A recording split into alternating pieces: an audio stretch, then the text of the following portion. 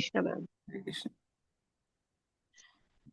हरे कृष्ण हरे कृष्ण कृष्ण कृष्ण हरे हरे, हरे राम राम राम हरे हरे। हरे कृष्ण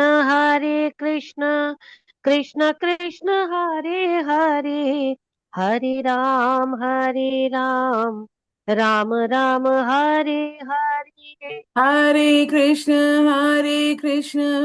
कृष्ण कृष्ण हरे हरे, हरे राम राम राम हरे हरे। हरे कृष्ण कृष्ण कृष्ण हरे हरे, हरे राम राम राम हरे हरे।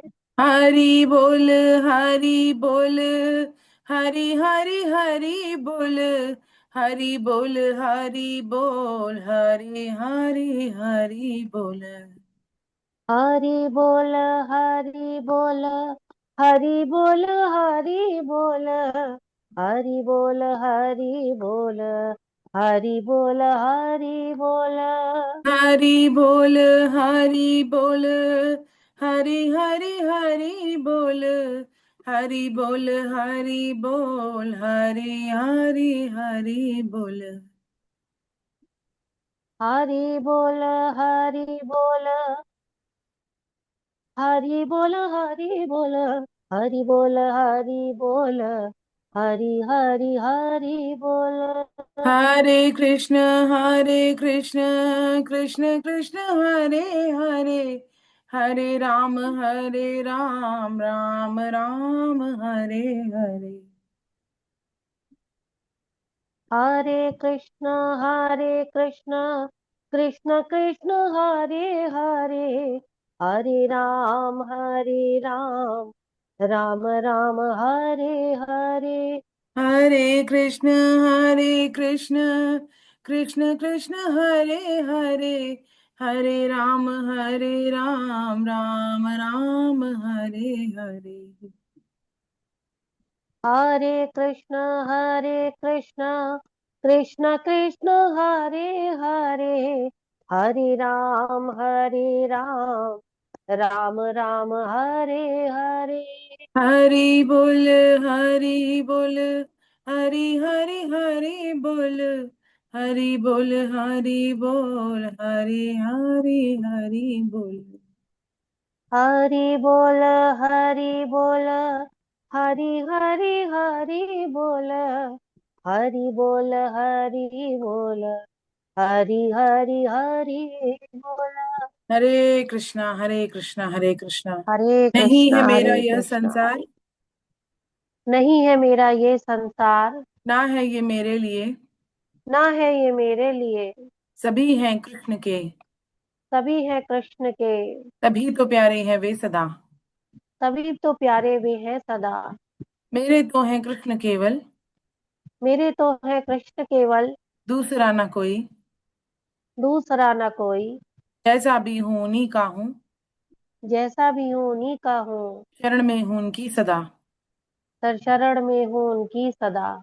सुख दुख नहीं है जग में, सुख दुख नहीं है जग में, सिर्फ हैं परिस्थितियां, सिर्फ है परिस्थितियाँ, हैं सभी प्रसाद प्रभु की, है सभी प्रसाद प्रभु के। लौ लगे कृष्ण से सदा। लौ लगे कृष्ण से सदा। हरे हरे कृष्ण हरे कृष्ण हरे कृष्ण। कृष्ण। सभी दिव्य पंच श्लोक पढ़ेंगे। अजोपि सन्नव्ययात्मा, भूतानामीश्वरोऽपि सन्, प्रकृतिं स्वामधिष्ठाय सम्भवाम्यात्ममायया। यदा यदा हि धर्मस्य ग्लानिर्भवति भारत, अभ्युत्थानमधर्मस्य तदात्मानं सृजाम्यहम्। परित्राणाय साधूनां, एक मिनट रुकिए। परित्राणाय साधूनां, विनाशाय च दुष्कृतां, धर्म संस्थापनार्थाय संभवामि युगे युगे। जन्म कर्म च मे दिव्यम् एवं यो वेत्ति तत्त्वतः त्यक्त्वा देहं पुनर्जन्म नैति मामेति सोऽर्जुन।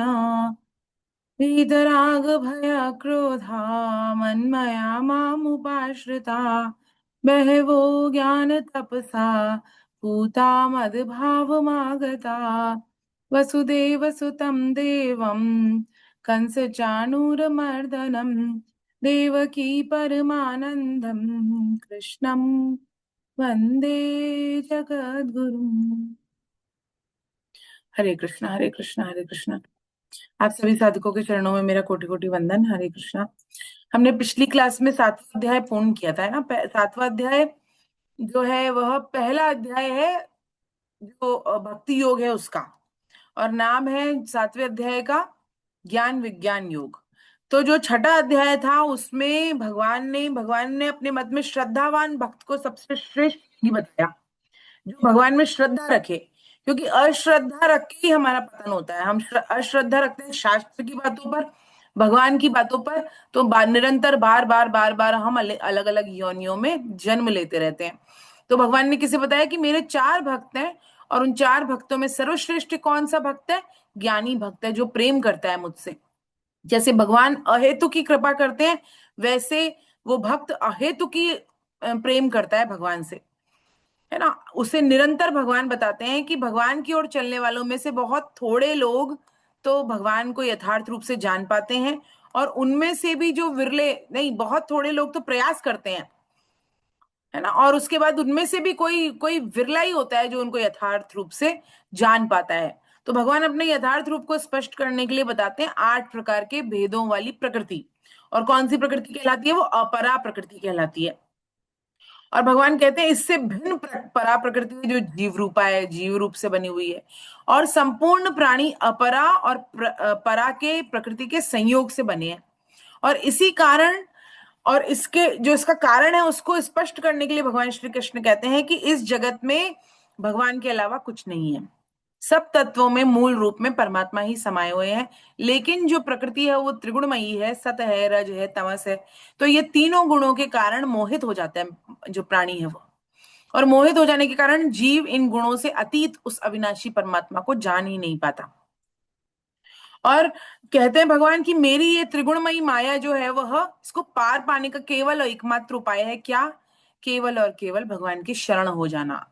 भगवान की शरण हो जाना, भगवान इसका उपाय बताते हैं। और भगवान अपने शरणागत भक्तों के 4 प्रकार बताते हैं, है ना। उसमें ज्ञानी भक्त को कहते हैं मेरा स्वरूप है, और कहते हैं हालांकि सब कुछ परमात्मा ही है, ऐसा जानने वाला ज्ञानी भक्त बहुत दुर्लभ है, अत्यंत दुर्लभ है। कह तो हम देते हैं सब कुछ भगवान है, वासुदेव सर्वम, लेकिन जो ये जान ले, मान ले, इस तत्व को गहराई से मान ले, वो ऐसे ऐसे बहुत बिरले हैं, है ना। बहुत अत्यंत दुर्लभ है ये, सुदुर्लभ है। भगवान तो सुलभ है फिर भी, लेकिन ऐसे भक्त जो भगवान को चाहते हैं, भगवान को पाना चाहते हैं, भगवान के लिए प्रयास करते हैं, वो अति दुर्लभ है, अत्यंत दुर्लभ है। और क्यों? क्योंकि सांसारिक कामनाओं से आसक्त मनुष्य अन्य देवताओं के शरण में चला जाता है। हम तो छोड़े देवताओं को, हम तो मनुष्यों के शरण में भी चले जाते हैं भगवान को छोड़ के। तो अब देवताओं के शरण में चले जाते हैं, और देवता जो कामना पूर्ति करते हैं वह भी भगवान से प्राप्त शक्ति के कारण ही करते हैं। लेकिन उनको इंडिपेंडेंटली हम पूछने लग जाते हैं। और जो देवता है वो हमेशा, उनका जो फल होता है वो प्रदत्त नाशवान फल ही होता है, वह अविनाशी फल देने में सक्षम ही नहीं है। लेकिन भगवान के जो भक्त हैं उस अविनाशी परमात्मा को प्राप्त होते हैं। मूढ़ मनुष्य भगवान को जान नहीं पाते, क्योंकि किंतु परमात्मा सभी कालों में होने वाले समस्त प्राणियों को जानते हैं, भगवान सबको जानते हैं। और भगवान को विरले ही जान पाते हैं, जो महात्मा है वो जान पाते हैं। और भगवान को न जानने वाले जन्म मरण को प्राप्त होते हैं, किंतु भगवान के चित्त में रहने वाले संपूर्ण ज्ञान को प्राप्त करके भगवान को ही प्राप्त होते हैं। देखिए, एक बार जब बलि थे, राजा बलि, तो उनकी पत्नी थी और वो यज्ञ कर रहे थे। और जब भगवान ने वामन अवतार लेकर और आए उनसे भिक्षा मांगने के लिए, तो जब उनका बाल स्वरूप देखा ना उनकी पत्नी ने, तो उनके अंदर वात्सल्य भाव जा गया। और उनको लगा कि मैं इसको दूध पिलाऊं, और छोटा बालक है ये, तो उनके अंदर वात्सल्य भाव, माँ का भाव आ गया। लेकिन जैसे ही उन्होंने 3 पग पृथ्वी मांग ली और राजा बलि का सारा साम्राज्य जाने लगा, तो उनको उनको द्वेष हो गया उनसे। और उन्होंने बोला इसको तो बल्कि विष पिला देना चाहिए। ऐसा उनके अंदर एकदम से परिवर्तन हो गया। जैसे हमारा भी हो जाता है, कोई अच्छा करता रहे हमारे साथ तो हम बहुत अच्छा लगता है वो हमको, और जैसे ही हमको नहीं अच्छा लगता, जैसे ही हमारे साथ कुछ भी एक भी बुरा किया उसने, तो फिर वो हमारा सबसे बड़ा दुश्मन हो जाता है। तो ऐसे ही सांसारिक लोग जो होते हैं वो ऐसे करते हैं। तो उन्होंने फिर पूतना के रूप में जन्म लिया, उनकी पत्नी ने, राजा बलि की, और पूतना के रूप में जन्म लिया। लेकिन भगवान ने कहा एक बार भी मुझे वात्सल्य भाव से चाह लिया उसने, दूध पिलाने का भाव आ गया, तो अब मैं तो उसको धाय माँ की गति दूंगा। है ना, राक्षस योनि में वो पैदा हुई, भगवान को मारने के लिए आई, लेकिन क्यों? क्योंकि अंतिम गति तो वही होएगी जो मति होएगी। लेकिन भगवान ने फिर भी, उसकी जो इच्छा थी भगवान का वात्सल्य करने की, तो वो पूतना को उन्होंने, भगवान ने मोक्ष दिया। तो भगवान ऐसे हैं, है ना, भगवान में जो चित्त वाले हैं, संपूर्ण ज्ञान को प्राप्त करके भगवान को ही प्राप्त होते हैं। और भगवान के समग्र रूप को जानने के लिए भगवत कृपा का आश्रय लेने लेने का साधन करना होगा। हमारे पास और कुछ भी करने के लिए नहीं है। हम क्या कर सकते हैं भगवान को प्रसन्न करने के लिए? केवल साधन कर सकते हैं। एक छोटा बालक है, गोदी का बालक है, धीरे धीरे चलना सीखा है, पापा दफ्तर जा रहे हैं और वो दौड़ के आता है और, है ना, पापा को बस गाड़ी की चाबी पकड़ा देता है, और पापा प्रसन्न हो जाते हैं और पापा उसको गोद में उठा लेते हैं। भाई गाड़ी पापा की है, चाबी पापा की है ना, सब कुछ पापा का है, लेकिन फिर भी वो बच्चे का जो भाव है कि मैं पापा की मदद कर दूं, बस उस भाव से भगवान रीझ जाते हैं। ऐसे जैसे पापा रीझ जाते हैं और उसको लाड करने लग जाते हैं, वैसे ही भगवान भी हमारे छोटे से छोटे कृत्य से, जो हम भगवान की ओर सरल भाव से करते हैं, उससे भगवान रीझ जाते हैं। और इस सृष्टि में एक ही तत्व अनेक रूपों में भास रहा है, उस समग्रता की ओर दृष्टि कराने के लिए भगवान कहते हैं ब्रह्म क्या है, कर्म, अध्यात्म, अधिभूत, अधिदैव, अधियज्ञ इत्यादि शब्दों का वर्णन करते हैं अंत में 7वें अध्याय के, और कहते हैं इन सब में एक मैं ही भास रहा हूं। और इसी समग्रता का अनुभव अंत काल में भी हो जाए यदि, तो मनुष्य जन्म मरण से छूटकर मुझे ही प्राप्त होता है। तो ऐसा भगवान कहते हैं। लेकिन कामना के कारण, इच्छा और द्वेष के युग्म से उत्पन्न द्वंद्व के कारण इस ओर दृष्टि जाती नहीं है। ऐसा कह के भगवान इसको पूर्ण करते हैं। अब 8वां जो अध्याय है वो बहुत ही विलक्षण अध्याय है, और कहते हैं ना, गीता सिर्फ जीने की कला नहीं सिखाती है, गीता हमें मरना कैसे चाहिए इसकी कला भी सिखाती है। क्योंकि मरने वाले तो सभी हैं, हम सभी दुखालय संसार में रह रहे हैं, और सब मरण धर्मा है। कोई भी ऐसा नहीं है, कितना ही बड़ा ज्ञान प्राप्त कर ले, कितना ही बड़ा धन प्राप्त कर ले, कितने ही बड़े पद प्राप्त कर ले, लेकिन मरणो धर्मा तो हम हैं ही, तभी हैं हम। तो मरे कैसे? भाई हमने जीने की कला सीख रहे हैं, की कोशिश कर रहे हैं, वो लाइफ, है ना, कि क्या कहते हैं उसको, आर्ट ऑफ लिविंग।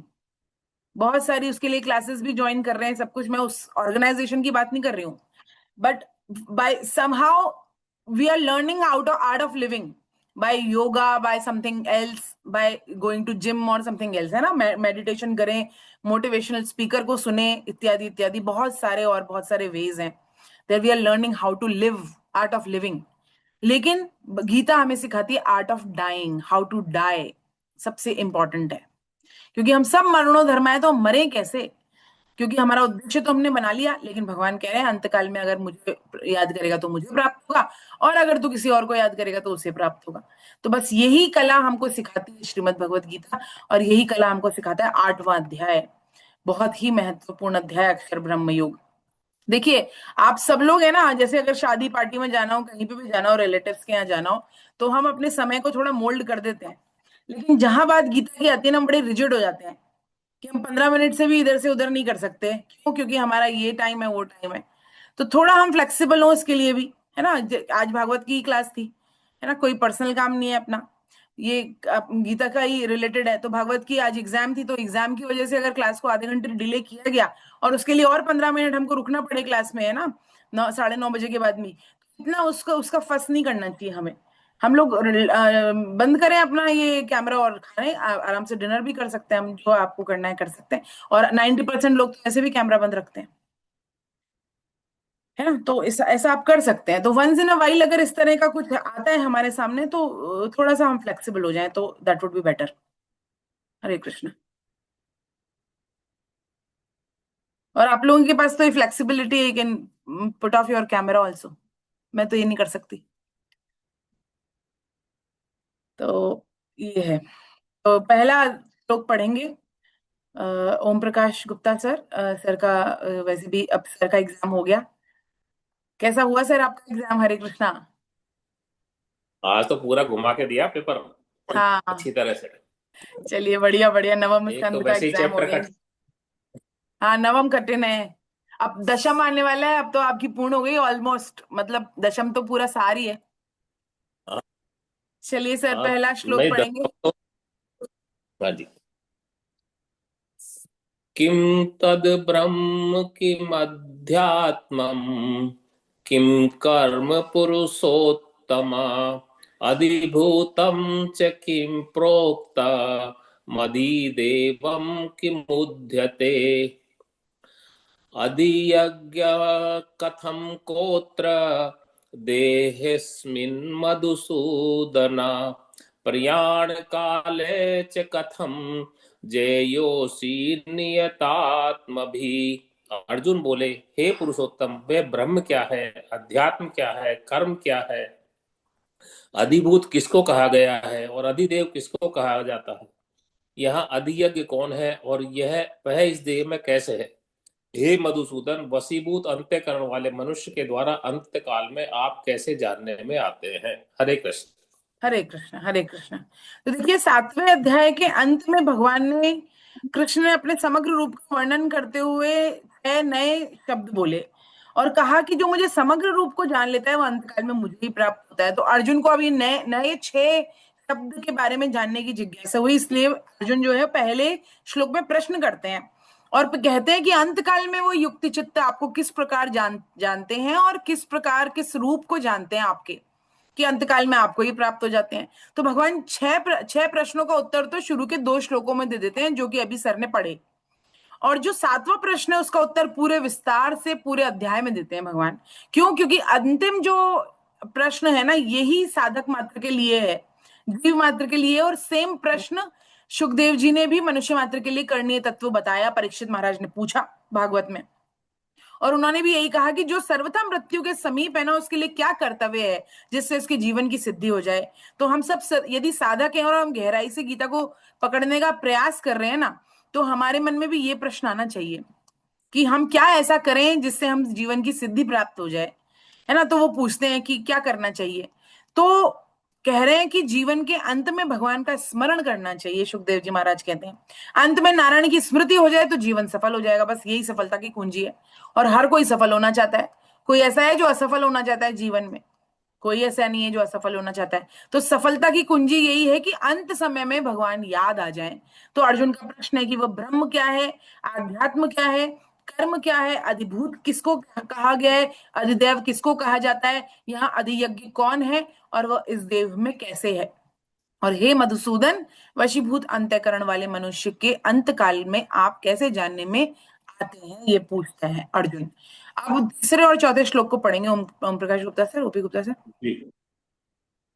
श्री भगवान उवाच अक्षरं ब्रह्म परमं स्वभावोऽध्यमुच्यते भूत भावोद्भव करो विश। ये तो वैसे आ गए या 14 वाले आ गए क्या? हाँ, ये वो आ गए हैं। अक्षर अक्षरं ब्रह्म परमं स्वभावोऽध्यात्मुच्यते भूतभावोद्भव करो विसर्ग कर्म संज्ञित अधिभूतं क्षरो भावा पुरुषाश्च अधिदेवतम् अधियज्ञो हमेवात्र देहे देहभूत भृतांबर। परम अक्षर ब्रह्म है और परा प्रकृति जीव को अध्यात्म कहते हैं। प्राणियों की सत्ता को प्रकट करने वाला त्याग कर्म कहा जाता है। हे देहधारियों में श्रेष्ठ अर्जुन, क्षर भाव अर्थात नाशवान पदार्थ अधिभूत है। पुरुष अर्थात हिरण्य गर्भ ब्रह्मा अधिदेव है और इस देह में अंतर्यामी रूप में मैं ही अधियज्ञ हूँ। हरे कृष्ण। हरे कृष्णा हरे कृष्णा। तो भगवान का उत्तर देखिए क्या कह रहे हैं भगवान, कि परम अक्षर ब्रह्म और परा प्रकृति जीव को अध्यात्म कहते हैं और प्राणियों की सत्ता को प्रकट करने वाले त्याग को कर्म कहते हैं। तो ब्रह्म क्या है?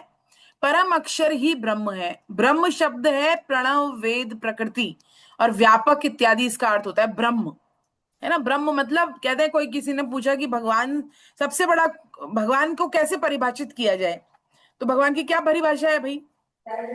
तो बस जो सबसे बड़ा हो, जिससे बड़ा कोई नहीं हो, तो कहते हैं एक छोटे बालक को समझाया गया है, बालक को समझाने के लिए क्या कहा जाए कि सबसे बड़ा, तो वो बोलेगा अच्छा फिर नदी से भी बड़ा, तो कहते हैं हाँ नदी से बड़ा तो समुद्र होता है, तो समुद्र से भी बड़ा, कहते हैं हाँ समुद्र से भी बड़ा, समुद्र से बड़ा क्या होता है, पहाड़ होता है, पहाड़ से भी बड़ा तो बोलते हैं आकाश होता है, आकाश से भी बड़ा ब्रह्मांड होता है, तो उससे भी बड़ा मतलब सबसे बड़ा जिससे बड़ा कोई ना हो ना वह, तो इसका अर्थ यही है व्यापक प्रकृति इत्यादि इसका होता है। लेकिन यहाँ ब्रह्म के साथ परम और अक्षर विशेषण दिया है, तो ये सर्वोपरि सच्चिदानंद घन अविनाशी निर्गुण निराकार परमात्मा का वाचक है। जो निर्गुण निराकार के अनुयायी है ना, वो ब्रह्म कहते हैं परमेश्वर को, है ना। और 15वें अध्याय में श्री कृष्ण दो तरह के पुरुषों का भी वर्णन करते हैं और अपने आप को कहते हैं मैं पुरुषोत्तम हूं, और उसी पुरुषोत्तम के निर्गुण निराकार स्वरूप का यह वाचक है, और वह सगुण साकार रूप का वाचक है वहां पर 15वें अध्याय में। तो ब्रह्म को हम कह सकते हैं कि भगवान का निर्गुण निराकार रूप का वाचक है। और आध्यात्म आत्मा, अध्यात्म आत्मा जीव के होने पर का पन का वाचक है। और आध्यात्म का अर्थ होता है आत्म विद्या, जो स्वयं को जानने के लिए जो विद्या होती है उसको आध्यात्म कहते हैं। स्वयं का अध्ययन करना यानी कि अपनी ही आत्मा को जानना, मैं शरीर नहीं हूं यह जानना, यदि हम सरल भाषा में कहें तो, कि मैं शरीर नहीं हूं, शरीर मेरा नहीं है, यह जानना, इसका अनुभव हो जाना और इसके लिए प्रयास करना अध्यात्म है। तो परा प्रकृति भगवान का स्वभाव है और भगवान ने इसे अपना अंश ही कहा है। तो भगवान इसका अर्थ है कि अक्षर, अक्षर जो इसी को अक्षर पुरुष भी कहते हैं, परा प्रकृति भी कहते हैं। जीव रूपी बनी मेरी परा प्रकृति, भगवान ने कहा ना। तो वो परा प्रकृति क्या है, वह परा प्रकृति आध्यात्म है, उसको जानना आध्यात्म है। और स्वभाव को बदलने के लिए ही मनुष्य जन्म मिला है। हमारा जो स्वभाव है, हमारा स्वभाव क्या हो गया है कि हम शरीर है और हम सुख भोगना चाहते हैं शरीर से बस। तो लेकिन इस पर हमने अपने कामना और आसक्ति का जो है वह आवरण चढ़ा दिया है, जबकि हम भाव से जो है वह स्वरूप से हैं, वो भगवान श्री कृष्ण के हैं। और इसी कारण से हमारा स्वभाव दूषित हो गया है। क्यों? क्योंकि हमने ममता आसक्ति लपेट ली है उसमें, और फिर हम आईना तो साफ कर रहे हैं लेकिन अपना चेहरा साफ नहीं कर, नहीं चेहरा तो साफ कर रहे हैं लेकिन आईना साफ नहीं कर रहे। तो करोड़ों जन्मों के जो किए हुए कर्म के फल के एक अंश से कारण शरीर बनता है, और किसको कहते हैं, प्रारब्ध। और जो हमारे प्रारब्ध के अनुसार हमारा स्वभाव तो होगा, अनुवांशिक कर्म संस्कार भी बनेंगे हमारे, और फिर जो हमारे कर्म है वो वातावरण से भी बनेंगे, संग से भी बनेंगे, विचारों से भी बनेंगे। और वर्तमान में जो 5 इंद्रियों के द्वारा हम ग्रहण कर रहे हैं ना, उससे हमारा स्वभाव बनेगा। जैसे लोगों के साथ हम उठ बैठ रहे हैं, जैसी हम बातचीत कर रहे हैं, जैसी किताबें हम पढ़ रहे हैं, जैसा हम सोशल मीडिया पे देख रहे हैं, उसके अनुसार हमारा स्वभाव बनता है। और जो करोड़ों जन्म में हमारा स्वभाव बन गया है ना, वो सामान्य क्रियाओं से बदलने वाला नहीं है आसानी से। तो रात दिन भजन सत्संग स्वाध्याय करते हुए भी प्राय हम अपने मूल स्वभाव को छोड़ नहीं पाते। जैसे ही हमारी भगवत गीता की क्लास खत्म हुई, चर्चा में बैठे और फिर लोगों की बुराइयां करना शुरू हो जाएंगे। तो लेकिन हमारा जो कुसंग है उसको त्यागे हम, और विवेक का सदुपयोग यदि करें, दृढ़ निश्चय कर ले, तो अनंत जन्मों का स्वभाव भी बहुत शीघ्रता से दूर हो जाता है। और श्रीमद् भगवत गीता तो इसको दूर करती करती है। हम जैसे जैसे पढ़ने लग जाते हैं ना, इसको पढ़ते हैं, गहराई में जाते हैं, तो हमें शुरू शुरू में तो अनुभव नहीं होगा, लेकिन धीरे धीरे लोगों को अनुभव होने लग जाता है कि हमारे स्वभाव में परिवर्तन आ रहा है। तो ऐसा परिवर्तन होता है, वो धीरे धीरे होता है, लेकिन और कई बार अचानक भी जाता है, जैसे रज्जब जी को हुआ। तो स्वामी जी क्या कहते हैं कि किसी किसी गुफा में हजारों वर्षों से अंधेरा हो, और वहां पर दूसरी गुफा में 1 महीने से अंधेरा हो, तो भी प्रकाश होने में दोनों में ही सेम समय लगेगा, है ना। दोनों का अंधेरा जैसे ही प्रकाश होगा तत्क्षण मिट जाएगा। तो ऐसे ही अज्ञान रूपी अंधकार को तत्क्षण ज्ञान भस्म कर देता है। तो यह होता है हमारा स्वाध्याय। स्वाध्याय करने से यह फायदा होता है, स्वयं का अध्ययन करने से हमारा स्वभाव परिवर्तित होता है। तीसरा है कर्म। तो कर्म क्या है? जब महाप्रलय हुई तो मूल प्रकृति व ब्रह्मा जी सहित संपूर्ण प्राणी भगवान के अंदर सूक्ष्म शरीर में लीन हो जाते हैं भगवान के।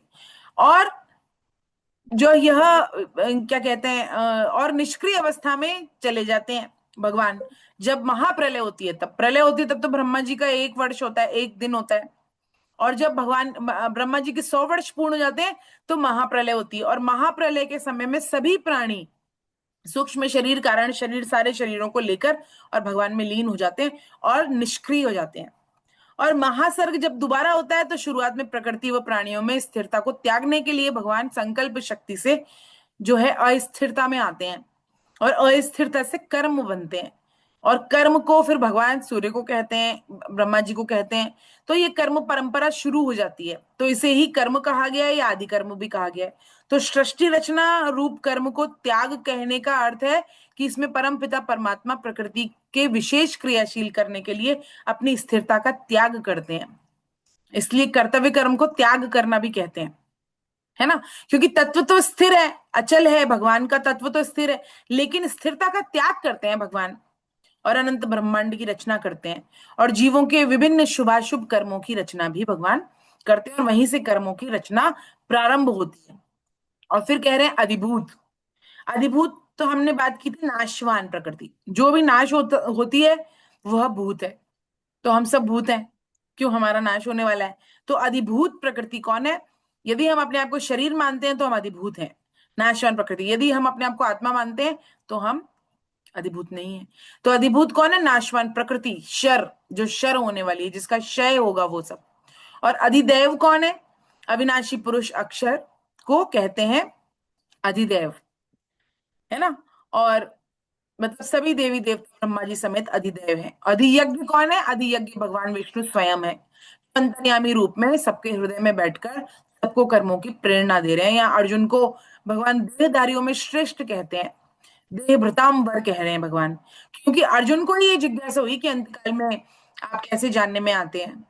और तो किसी को जिज्ञासा नहीं हुई, युधिष्ठिर को नहीं हुई, नकुल को नहीं हुई, सहदेव को नहीं हुई, भीम को नहीं हुई, लेकिन केवल केवल अर्जुन को ही हुई ये जिज्ञासा। इसलिए भगवान क्या कहते हैं उसको? देहभृतांबरम, देहधारियों में सर्वश्रेष्ठ है तू। जो देहधारियों में सर्वश्रेष्ठ है उसको अंतकाल में कैसे जानने में भगवान आते हैं, ये जिज्ञासा प्रकट होती है। तो अर्थात जिस मनुष्य का एकमात्र लक्ष्य भगवान की प्राप्ति हो जाए और वो मुमुक्षु हो, वही श्रेष्ठ है, भगवान कहते हैं। हरे कृष्णा। अब 5वां श्लोक पढ़ेंगे सर। जी। 7वां तीनों पढ़ लीजिए। अंतकाले 5वां ना? 5, 6, 7 तीनों। अंतकाले एव विस्मरण मुक्त्वा कलेवरम ये प्रयाति से मद्भावम याति नारत्यत्र संशयः यम यम वापि स्मरण भावम त्यज्यन्ते कलेवरम तम तमेवेति कौन्तेय सदा तद्भाव भावितः तस्मात् सर्वेषु कालेषु मामनुस्मरयुध्य च मय्यर्पित मनो बुद्धिर्मामे वैश्यस्य संशयम्। जो मनुष्य अंतकाल में भी मेरा स्मरण करते हुए शरीर छोड़कर जाता है वह मेरे स्वरूप को ही प्राप्त होता है, इसमें संदेह नहीं है। हे कुंती पुत्र अर्जुन, मनुष्य अंतकाल में जिस जिस भी भाव का स्मरण करते हुए शरीर छोड़ता है वह उस अंतकाल के भाव से सदा भावित होता हुआ उसको ही प्राप्त होता है, अर्थात उस योनि में ही चला जाता है। इसलिए तू सब समय में मेरा स्मरण कर और युद्ध भी कर। मुझ में मन और बुद्धि अर्पित करने वाला तू निसंदेह मुझे ही प्राप्त होगा। हरे कृष्ण। हरे कृष्ण। हरे कृष्ण। देखिए बहुत सुंदर है ये 5वां जो श्लोक है वो, है ना। 1 मिनट रुकिएगा।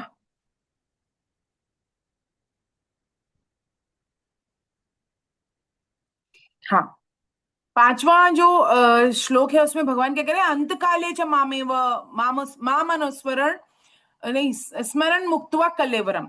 तो भगवान क्या कह रहे हैं? जो मनुष्य अंतकाल में मेरा स्मरण करते हुए शरीर का त्याग करता है, छोड़कर जाता है, वह मेरे स्वरूप को ही प्राप्त होता है, ये कह रहे हैं भगवान यहाँ पर। तो इस मनुष्य जीवन में भजन साधन करने का अवसर हमें प्राप्त हुआ है। हम श्रीमद् भगवद गीता से जुड़े हैं और हम भजन कर रहे हैं और यदि हम इसको गवा देते हैं तो अंतकाल में भी वह यदि मेरे को याद कर लेगा ना, मान ले इसको गवा भी दे, वैसे तो ये आसान नहीं है कि अंतकाल में भगवान याद आ जाए, अगर जीवन भर हम दूसरा बस से ना मजे मजे करते रहे तो। जो कहते हैं ना कि हाँ मजे करो, एंजॉय करो, लाइफ एक ही बार लाइफ मिलती है, अगर वो ही करते रहे तो फिर भगवान याद आने आसान नहीं है। लेकिन यदि फिर भी हो जाए तो यदि मेरे को याद कर ले तो मेरी प्राप्ति हो जाएगी, ऐसा कृष्ण कहते हैं। अब कोई कहेगा भाई जीवन भर तो हमने भजन किया और उसके बाद में भगवान अंतकाल में भगवान याद नहीं आए तो मुझे प्राप्त नहीं हो रहे, और जिसने जीवन भर भजन नहीं किया उसको भगवान प्राप्त हो जाएंगे। अंतकाल में यदि आ जाए तो बस भगवान का है ये वीटो पावर भगवान ने दी है ना। तो ऐसा संभव है और ऐसा ही संभव है ना। तो जो जिन्होंने कृष्ण को जिस रूप में भी पूजा है अंत समय में उन्हें भगवान के उसी रूप का स्मरण होने से मनुष्य उन्हें ही प्राप्त होता है। किंतु जिन्होंने कृष्ण की कभी पूजा नहीं की, कभी उनको नहीं भजा और उन्हें अंत समय में किसी कारणवश कृष्ण का स्मरण हो जाए तो वे भी भगवत भाव को प्राप्त होते हैं और उनकी भी अन्य उपासकों की तरह ही गति होती है, ये भगवान कह रहे हैं। तो इसलिए रोगग्रस्त से कोई यदि कोई रोगी ग्रस्त हो रोग से और मरणासन हो वो यदि, तो उसे इष्ट के चित्र या मूर्ति उसे दिखाने चाहिए। इष्ट मतलब राम को मानता है तो राम दिखाओ, कृष्ण को मानता है तो कृष्ण दिखाओ, नरसिंह भगवान को मानता है तो नरसिंह भगवान दिखाओ। जिस भी भगवान में उसकी श्रद्धा हो ना उसी भगवान नाम का उसे श्रवण करवाना चाहिए। कृष्ण की महिमा और भागवत कथा सुनानी चाहिए, गीता के श्लोक सुनाने चाहिए और भगवत संबंधी वायुमंडल रहने से यमदूत वहां नहीं आ सकते। परम सेवा करी जाती है। इसीलिए परम सेवा जो है वो गीता परिचय अभियान भी करवाता है। और सेठ जी महाराज ने अपने समय में जब ये अध्याय पढ़ा तो उन्होंने अपने समय में ये प्रारंभ की परम सेवा। परम सेवा का अर्थ है जो भी आपके आसपास मरणासन है घर में है तो उसको भगवान नाम जाप सुनाना, उसके सामने रोना नहीं, कम से कम आधे घंटे 1 घंटे। जब उसका वो शरीर छोड़ के चला जाए तो रोना नहीं, है ना। और भगवान कीर्तन चलते रहने देना, भगवान नाम जप चलते रहने देना। तो ये कीर्तन कथा आदि होते हैं तो वहां पर क्योंकि भगवान ने आज्ञा कर रखी है यमराज और यमदूतों को कि यदि मेरा नाम कहीं पर हो रहा है और प्राण जा रहे हैं किसी व्यक्ति के तो वहां जाना नहीं है तुमको, ये आज्ञा है भगवान की, है ना। तो यह कृष्ण की बड़ी विशेष कृपा है जिन्होंने उन्होंने जिस प्रकार भी जीवन बिताने वाले का एक अवसर दे दिया, कैसे भी जीवन बिताया। लेकिन अंतकाल में यदि तो वे ऐसा नहीं सोचे हम कह रहे हम तो बड़े एजड हो गए, अब जीवन भर तो हमने नाम नहीं लिया भगवान का और अब हम नाम लेंगे तो क्या ही हो जाएगा हमारा, तो उसे तो अच्छा ना ही ले अभी भी। तो ऐसा नहीं, भगवान कह रहे हैं अंतकाल में भी कृष्ण का स्मरण कर ले तो वो पूरे पूरे जीवन का लक्ष्य तुरंत प्राप्त कर लेगा। मानो कृष्ण उसको ये कह रहे हैं कि भैया अब जाते जाते तो तू मुझे याद कर ले, है ना। तेरी और मेरी दोनों की ही इससे ना, क्योंकि भगवान तो चाहते हैं भाई, बच्चा है तो माँ तो चाहती है कि वो उसको अच्छा उसका अच्छा हो, है ना। तेरी भी इज्जत रह जाए क्योंकि और मेरी भी इज्जत रह जाए क्योंकि तेरा मनुष्य जीवन सफल हो जाएगा। मैंने तुझे कृपा पूर्वक मनुष्य जन्म दिया है। और किस लिए दिया है मनुष्य जन्म? इसलिए तो नहीं दिया कि मजे करता रहे, इसलिए दिया है कि अंतकाल में तू मुझे ही प्राप्त हो जाए वापस, क्योंकि और किसी योनि को नहीं होता। अब गैया है गाय है ना, वो उसका जो अब ये अवशेष भी है ना, गोबर है मूत्र है, किसी भी प्राणी का शेर चीता कोई भी मनुष्य किसी का भी नहीं है, वो मतलब वो खराब ही माना जाता है वो। लेकिन गाय का जो अपशिष्ट है ना वो भी बहुत शुद्ध है और वो पवित्र करने वाला है ना। तो भूमि में अगर उसको लेपा जाए तो भूमि पूजन उसके बिना संभव नहीं है, गाय के गोबर से लीपा नहीं जाए तो। यदि कोई गृह प्रवेश करता है, कोई भूमि पूजन करता है, विवाह करता है, जो भी है अगर शास्त्रार्थ हो रहा है तो वहां पर गाय के गोबर और इसका पंचगव्य का बहुत बहुत महत्व है। लेकिन फिर भी गाय जो है वो भोग योनि के अंदर आती है। गाय अपना कल्याण स्वयं नहीं कर सकती, भगवान का स्मरण करके भगवान को प्राप्त नहीं हो सकती, लेकिन मनुष्य जन्म को ये पावर दे रखी है। तो यहाँ शंका होती है कि जिस व्यक्ति ने उम्र भर तो भजन स्मरण किया नहीं किया और सर्वथा भगवान से विमुख रहा और उसने अंतकाल में कृष्ण का स्मरण कैसे होगा, कल्याण कैसे होगा उसका। तो ये बात बिल्कुल सच है कि ऐसे व्यक्ति को अंत समय में कृष्ण को याद करना बेहद बेहद मुश्किल है। वास्तव में तो कभी कभी कृष्ण को याद कर लेते हैं, उनकी पूजा भी कर लेते हैं, भगवत कथा भी सुन लेते हैं, पर उन्होंने संसार की आसक्ति नहीं छोड़ी तो अंत समय में प्रकृति के गुणों के संग से ही शरीर को छोड़ते हैं। जैसे कि किसी ने कोई जो है सोने की ईंटें छुपा रखी हैं, बहुत पैसा था उनके पास, धन था और उस छुपा रखी है, तो अंतकाल में क्या याद आएगा? भगवान कृष्ण आएंगे या ईंटें आएंगी? वो ईंटें ही आएंगी, वो सोने के बिस्किट ही आएंगे, है ना। तो ये कह रहे हैं किंतु कुछ विशेष परिस्थितियों में ये संभव है, तभी तो श्री कृष्ण ऐसा कह रहे हैं। यदि कृष्ण की उस पर विशेष कृपा हो जाए, किसी शुद्ध भक्त के दर्शन हो जाए अंत समय में कृष्ण का स्मरण तब संभव है। अंतकाल में कोई भयंकर स्थिति पैदा हो जाए तो भगवान कृष्ण याद आ जाते हैं। कोरोना में याद आए ना भगवान श्री कृष्ण। और भगवत संबंधी वायुमंडल भी अचानक उसे कृष्ण का स्मरण करा सकता है, किंतु ऐसा होना बहुत कठिन है। तभी तो कृष्ण 8.7 में अर्जुन को कहते हैं कि तू सब समय मेरा स्मरण कर। एक बार गुंजन मैडम कुछ कहना चाह रही है। हरे कृष्णा। हाँ मैम बताइए। हरे कृष्ण मैम। हाँ हरे मैम कृष्णा। मुझे मुझे ये क्वेश्चन था कि पहले तो ये आदिदेव को आप एक थोड़ा सा एक्सप्लेन कर दीजिएगा थोड़ी सी देर बाद। हम्म। और अगर किसी की याददाश्त चली जाती है, पूरे पूरे उम्र उसने भजन किया और लास्ट मोमेंट पे उसको ऐसी कोई बीमारी हो गई और उसकी याददाश्त चली गई, तो मतलब कैसे वो अपनी उस दिनचर्या को याद रखेगा और भगवान को याद कर पाएगा लास्ट मोमेंट पे? उसने पूरा उम्र भजन किया लेकिन लास्ट में अगर उसको कुछ भी समझ में नहीं आया, उसकी याददाश्त ही चली गई पूरी जिंदगी की, तो वो कैसे करेगा? बहुत सारे क्वेश्चन है इस चीज के लिए तो। हाँ, इस पर हम चर्चा करते हैं। देखिए, आप बहुत सुंदर आपका प्रश्न है। पहली बात तो अधिदेव है ना, ब्रह्मा जी समेत जितने भी देवी देवता हैं वो सब अधिदेव कहलाते हैं। और भगवान विष्णु अधि यज्ञ कहलाते हैं। अधिभूत सारी प्रकृति जो नाशवान है वो कहलाती है ना। ये तो ब्रह्मा जी समेत सभी देवता अधिभूत अधि यज्ञ सॉरी अधिदेव कहलाते हैं ना, अधिदेव। और आपका प्रश्न है कि किसी की याददाश्त से चली जाती है। तो देखिए, जब है ना हम जो भी करते हैं ना, जो भी कार्य करते हैं, निरंतर जो चीज करते हैं ना, उसकी चित्त में एक बड़ी छाप पड़ती है। और किसी की याददाश्त चली भी जाए ना, तो उसके सूक्ष्म शरीर में, मस्तिष्क में, उसके स्मरण में कहीं ना कहीं वो भाव रहते हैं। और भगवान नाम जब भी कर दे ना, कोई कॉमा में भी है फॉर एग्जाम्पल, आपको नहीं पता वो सुन रहा है नहीं सुन रहा है, बोल रहा है नहीं बोल रहा है, स्मरण है कि नहीं है ना। कई बार तो श्रवण शक्ति भी चली जाती है हमारी, तो इसलिए तो भगवान कहते हैं हमेशा मेरा स्मरण कर। हमेशा मेरा स्मरण करेगा तो अंतकाल में तेरे को मैं किसी ना किसी रूप में दर्शन दे दूंगा और स्मरण में आ जाऊंगा, है ना। तो ये रहता है सूक्ष्म शरीर में। जो वृद्ध होते हैं, जो बहुत जिनका, उनकी तो वैसे भी स्मरण शक्ति और सुनने की शक्ति, बोलने की शक्ति चली जाती है। फिर भी भाव में यदि भगवान कृष्ण रहे, क्योंकि प्रैक्टिस जिस चीज की जीवन भर की है ना, और उसकी चांसेस बहुत ज्यादा है कि वो याद रहेगा। तो यदि कॉमा में जाने से पहले, याददाश्त जाने से पहले उसने वह स्मरण किया, याद किया, भगवान का नाम लिया, तो भगवान याद आएंगे अंत समय में। और यदि आपको लगता है आपके घर में कोई ऐसा है, आपके कोई रिश्तेदार में कोई ऐसा है, तो उसको भगवान नाम जप सुनाए, कथा सुनाए। कहीं वो सूक्ष्म भाव से सुनते हैं, क्योंकि हमारी सारी इंद्रियां काम कर रही हैं, लेकिन दिमाग काम नहीं कर रहा है, इसके कारण रिस्पॉन्ड नहीं कर पा रहे। इंद्रियां काम कर रही हैं लेकिन दिमाग उस तरह से रिस्पॉन्ड करने के लिए काम नहीं कर रहा है, इस कारण से नहीं सुन पा रहे हैं। ये शरीर बहुत जटिल है, हम समझ नहीं पाते। इवन न्यूरोसर्जन्स कहते हैं कि भाई ऐसे हम सिर्फ 1-2% ही जानते हैं मस्तिष्क के बारे में। कितनी बड़ी सर्जरी कर देते हैं फिर भी वो जानते नहीं है उसके बारे में। तो ये भगवान ही जानते हैं, इतने जटिल है ये हमारा जो शरीर है वह अंदर से बहुत जटिल है। बाहर से तो हम इसको लेके पूरे जीवन घूमते रहते हैं, लेकिन अंदर क्या चल रहा है ये हमेशा हमें, हम जाते हैं पैथोलॉजी में और तब हमें पता चलता है ये चल रहा है, ये चल रहा है, ये चल रहा है। तो इसलिए है ना, भगवान अगर घर में हमारे कोई है, मरणोधर्मा है, उसको भगवान का नाम सुनाया जाए, कीर्तन किया जाए, गीता पढ़ी जाए उसके सामने, भागवत पढ़ी जाए उसके सामने, तो उसको वह भाव आएंगे, अपने आप आएंगे। उसकी उसकी चिंता नहीं करनी है हमको, क्योंकि भगवान कह रहे हैं ना, गारंटी तो भगवान दे रहे हैं, अब इसके ऊपर कौन गारंटी दे सकता है। तो भगवान जब गारंटी दे रहे हैं तो इसके इसके इस विषय में चिंता नहीं करनी है हमको। लेकिन भगवान जो कह रहे हैं वो क्रिया करनी है। तो भगवान क्या कह रहे हैं, छठे छठे अध्याय में, छठे श्लोक में भगवान क्या कह रहे हैं, जो परम सेवा बताई भगवान, जो सेठ जी महाराज ने प्रारंभ की थी, जिसके बारे में मैंने अभी बताया। भगवत स्मृति समस्त विपत्तियों से मुक्त कर देती है, हरि स्मृति सर्व विपत्ति विपोक्षणात्, है ना।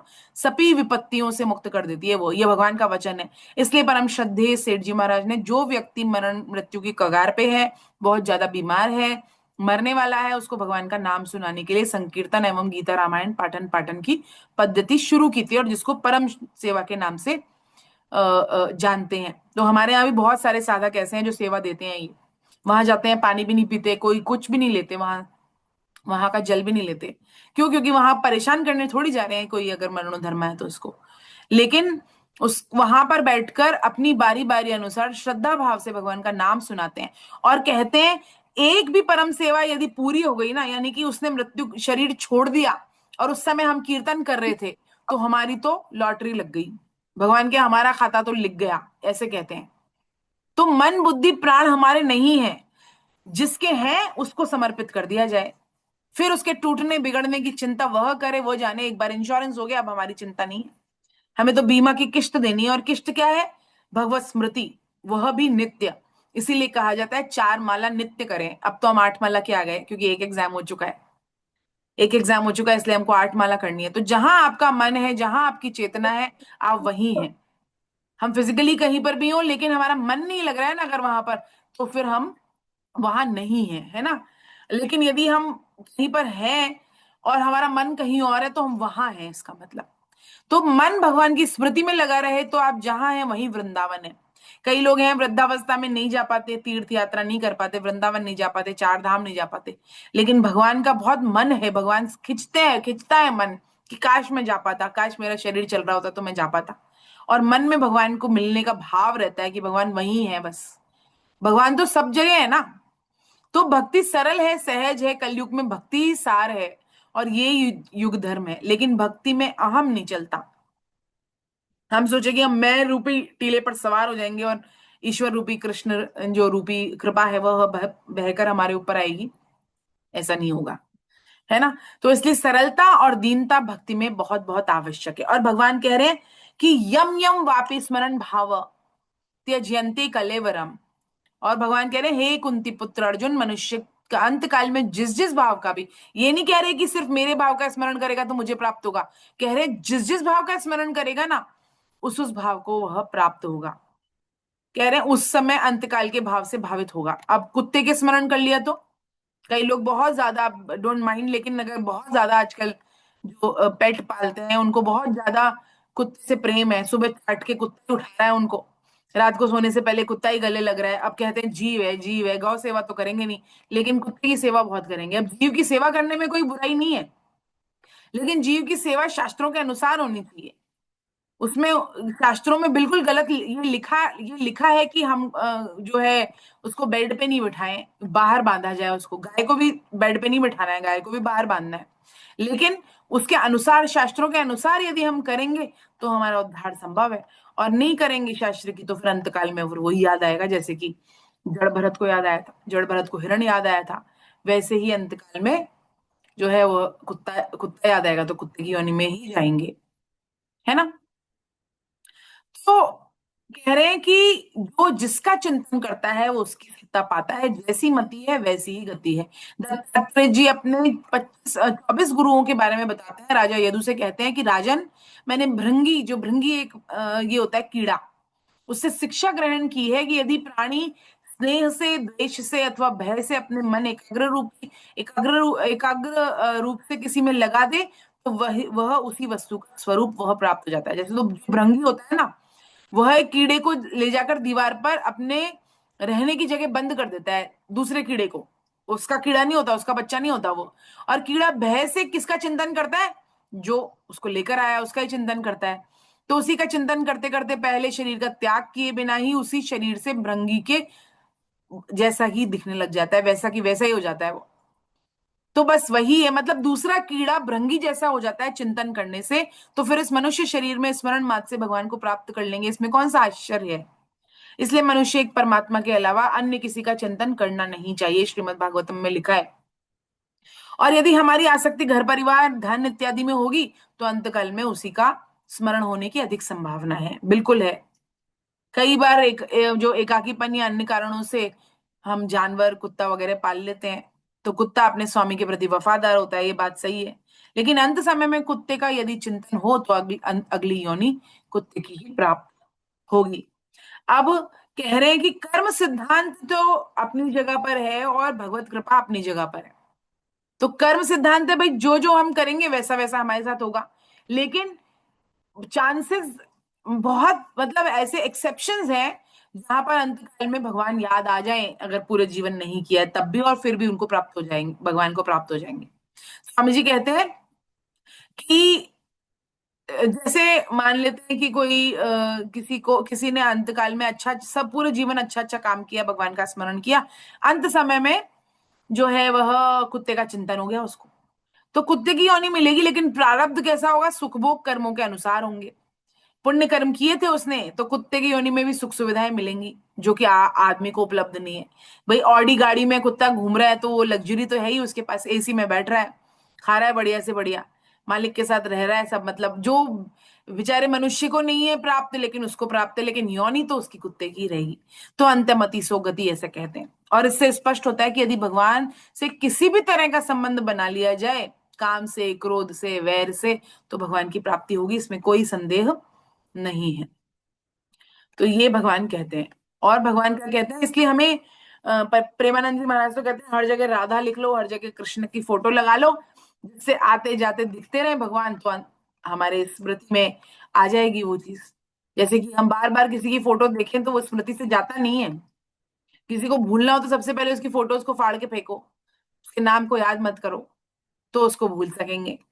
वैसा ही भगवान को अगर याद करना है, उनके नाम को हमेशा याद रखना है, तो हर जगह उनका नाम लिखा होना चाहिए, दिखना चाहिए। हमको दिखेगा तो हमें याद आते रहेंगे बार बार भगवान, और याद आते रहेंगे तो बहुत चांसेस हैं कि भगवान को हम अंत समय में भी याद करेंगे।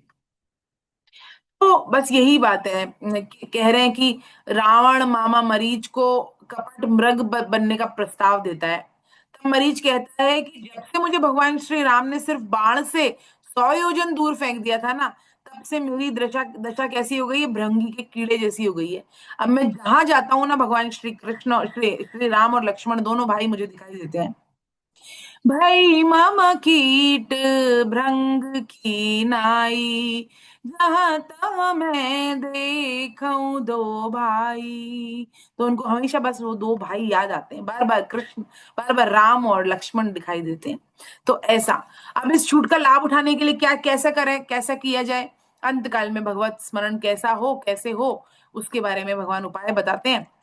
7वां श्लोक हम पढ़ चुके हैं, उसमें क्या कहते हैं भगवान कि इसलिए तू सब समय मेरा स्मरण कर, तस्मात् सर्वेषु कालेषु माम अनुस्वर युद्ध च। युद्ध च का मतलब जो भी कर्तव्य कर्म कर रहे हैं, अर्जुन के लिए तो युद्ध है उस समय कर्तव्य कर्म, और हमारे लिए कुछ भी हो सकता है, दूसरा घर का काम कर रहे हैं, दफ्तर में काम कर रहे हैं, जो भी हम कर रहे हैं वो हमारा कर्तव्य कर्म है, और वही हमारे लिए युद्ध है, वो करें हम। और जो अर्जुन है वह, उसके लिए युद्ध है। और क्या कह रहे हैं, मुझ में मन और बुद्धि को अर्पित करके निस्संदेह तू मुझे ही प्राप्त होगा। तो क्या करना है फिर, अंत समय में ही याद आ जाएंगे भगवान, ऐसा नहीं है, तो अंत समय में ही कर लेंगे, अभी तो मजे करते हैं, नहीं ऐसा नहीं है। हर समय भगवान का स्मरण करना है, हर समय भगवान का, भगवान कह रहे हैं। तो गीता के कुछ श्लोक ऐसे हैं जिसमें पूरी गीता का सार निहित है, जीवन जीने की कला छिपी हुई है। अनुस्मरण अर्थात स्मरण के पीछे स्मरण लगातार 3 तरह से होता है ना। स्मरण कैसा होता है, 3 तरह से होता है, कि एक तो होता है क्रियाजन्य, अभ्यासजन्य भी कहते हैं इसको।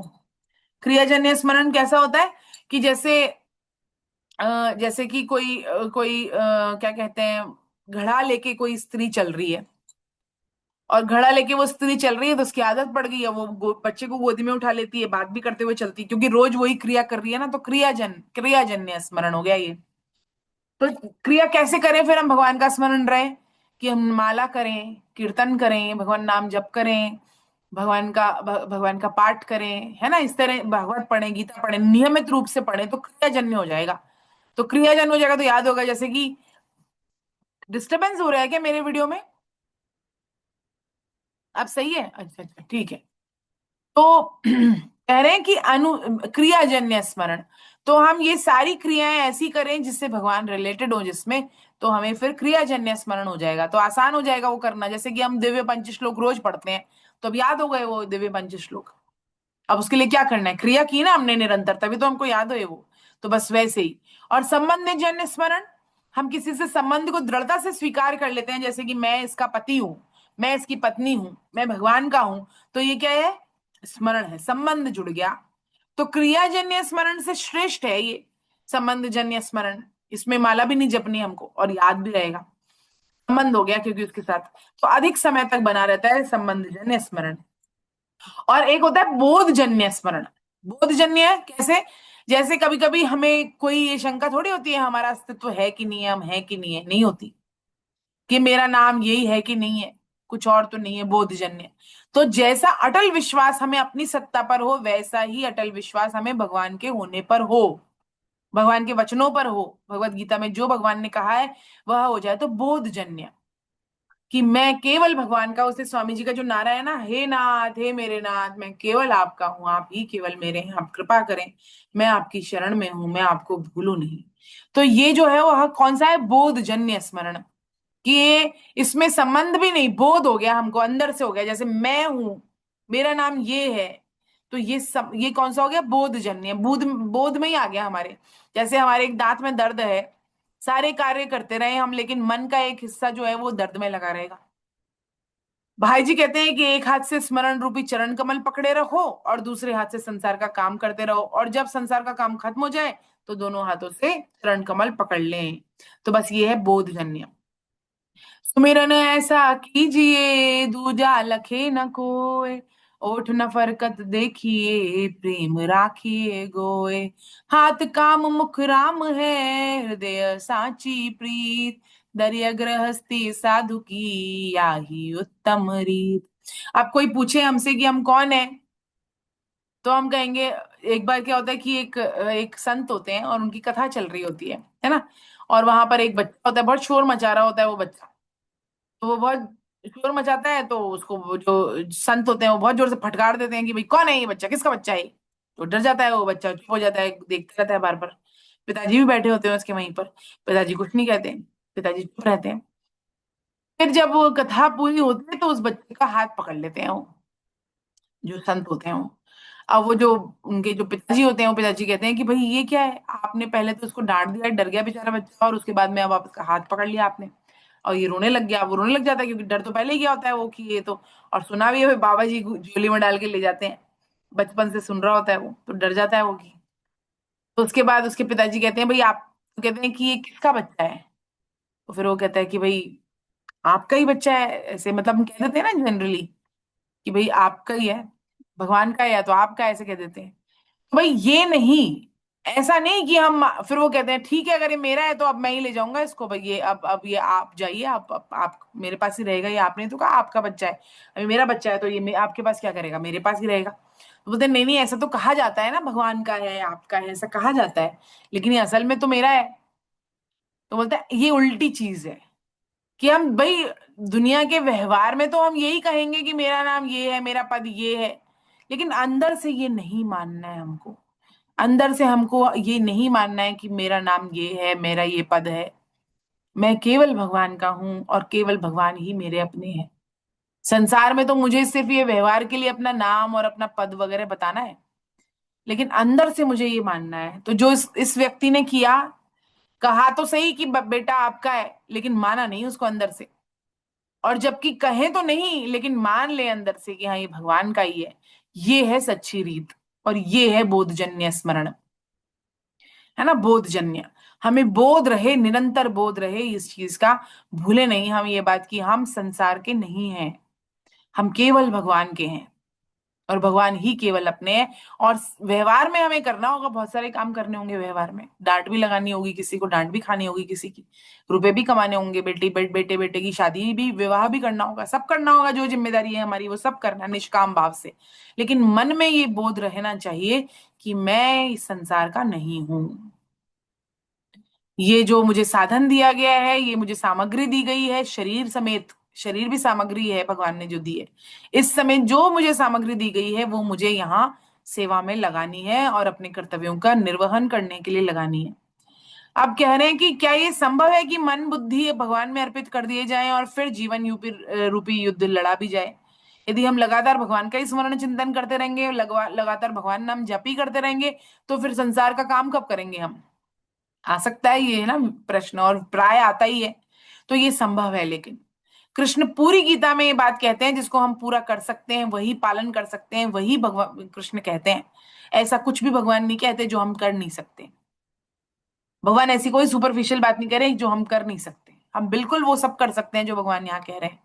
शुरू में यह बात सोचने पे कठिन लगेगी, लेकिन यदि हम इसका अभ्यास करेंगे तो भगवान के साथ जो हमारा नित्य संबंध है वो हमारी अहमता में बैठ जाएगा। उदाहरण के तौर पे जब हम गाड़ी चलाना सीखते हैं तो हमको बहुत याद रखना पड़ता है, कोई बीच में वो डिस्टर्ब करे, बात करे तो हमें नहीं, हम नहीं उससे बात भी नहीं करना चाहते, डांट देते हैं उसको कि नहीं अभी मैं गाड़ी चला रहा हूँ मुझे फोकस करना है। लेकिन जब हम गाड़ी चलाना सीख जाते हैं तब उसके बाद हम निश्चिंताई से आराम से गाड़ी चलाते हैं, है ना। स्टीयरिंग कहाँ है, क्लच कहाँ है, गियर कहाँ है, ये सब हमें आराम से याद रहता है। उसमें गाना भी गा रहे हैं, मोबाइल भी उठा लेते हैं, फोन भी बात भी कर लेते हैं पास में बैठे हुए। तो ऐसे ही बस भक्त के साथ होता है, वे चाहे जिस परिस्थिति में रहे, रात दिन भगवंत स्मरण का तार उसका टूटता नहीं है। यह जीवन की सर्वोच्च सिद्धि है। गीता का सन्यासी, गीता का भक्त जंगल में बैठकर सिर्फ गेरुआ वस्त्र पहनकर ही तपस्या नहीं करता, वो रात और दिन राष्ट्र और समाज की सेवा करता है, कामों में भी रत रहता है और अपनी समता को बरकरार रखता है। कई बार, एक बार किसी ने कहा सेठ जी से, सेठ जी जो चौपड़ ताश खेलते थे ना, उनके साथ जाके बैठ जाते थे कई बार। तो सबने कहा भाई आप ये ताश वाश खेलने वालों के साथ बैठते हो, सही तो नहीं लगता, अच्छी बात तो नहीं है ये, और आप तो इतने बड़े संत हैं। तो वो बोलते हैं कि अरे भाई इन लोगों के साथ बैठना जरूरी है, इन लोगों को भगवान में लगाना है तो इन लोगों के साथ उठना बैठना पड़ेगा मन में, लेकिन ये भाव नहीं आना चाहिए कि मैं भी ताश चौपड़ खेलने लग जाऊं। लेकिन इन लोगों को वहां से निकालना है यदि और भगवान में लगाना है तो इनको वहां पर जाकर ही करना पड़ेगा ना वह काम। तो बस यही कह रहे हैं, इसके मायने ये बिल्कुल नहीं है कि जो निवृत्ति परायण सच्चे साधक है ना, जो संत है सच में, उन्होंने सब कुछ छोड़ दिया और सन्यासी हो गए हैं, कि उनका कोई, हम उनको, उनके प्रति हमारा कोई दोष बुद्धि है हमारी, नहीं, ऐसा बिल्कुल नहीं है, वो सर्वथा पूजनीय है। लेकिन ये जो ढोंग करते हैं मिथ्याचारी, केवल मन में तो पूरा सारे दिन संसार चल रहा है और ऊपर से हमने संसार का त्याग कर दिया, उनके लिए कहा गया है। अब भगवत स्मरण हमेशा बनाए रखने के लिए संबंध को दृढ़ता से मानना महत्वपूर्ण है, साथ ही लगातार अभ्यास भी करना पड़ेगा, और यह अभ्यास साधक अपनी रुचि और सामर्थ्य के अनुसार ही करता है। इसलिए भगवान क्या कह रहे हैं, सगुण साकार, निर्गुण निराकार, सगुण साकार, और है ना सगुण निराकार के मानने वाले साधकों का अभ्यास का तरीका बताते हैं और अंत काल में चिंतन में उनकी गति बताते हैं, है ना। उपासना प्राय सगुण निराकार से शुरू होती है, इसलिए आगे के 3 श्लोकों में 8, 9 और 10 में भगवान सगुण निराकार परमात्मा के स्वरूप का वर्णन करते हैं, अंतकाल के चिंतन के अनुसार गति बता रहे हैं। और सगुण निराकार का भगवान श्री कृष्ण पहले भी वर्णन कर चुके हैं, 7.29 में, है ना। अब पढ़ेंगे 8, 9 और 10। एक मिनट में अनम्यूट करती हूँ आपको।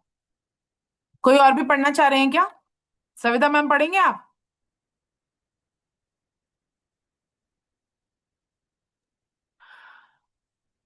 मैम 8वां पढ़ना है ना? 8, 9, 10 तीनों।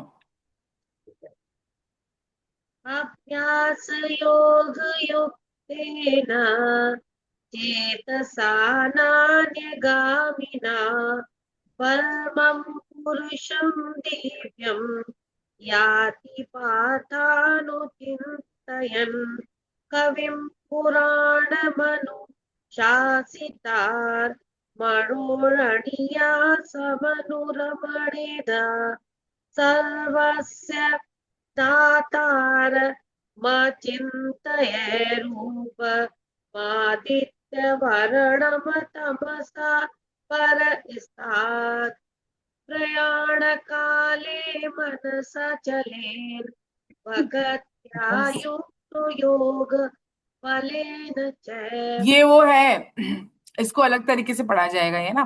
कविम पुराणम मनुशासितार मनोरयीण समनुस्मरेद सर्वस्य धातारम चिन्त्य रूपमादित्य वर्ण तमस परस्तात् प्रयाण काले मनसा स चलेन। नहीं, ये फिर है प्रयाण काले मनसा स चलेन भक्त, ये फिर वैसे ही पढ़ा जाएगा, है ना। तो ये थोड़ा अलग तरीके से पढ़ाया जाएगा। क्या कह रहे हैं? हे प्रधानंदन, 9वां 10वां आप पढ़िए ओपी गुप्ता सर।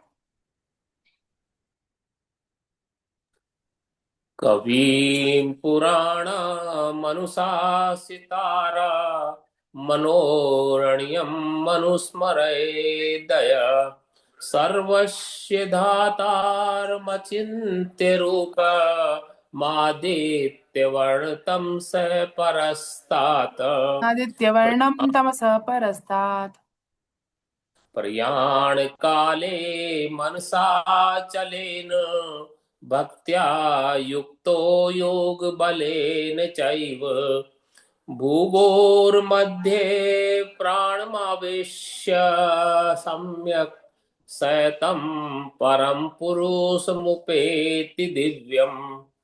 हरे हे कृष्णा। हरे कृष्ण।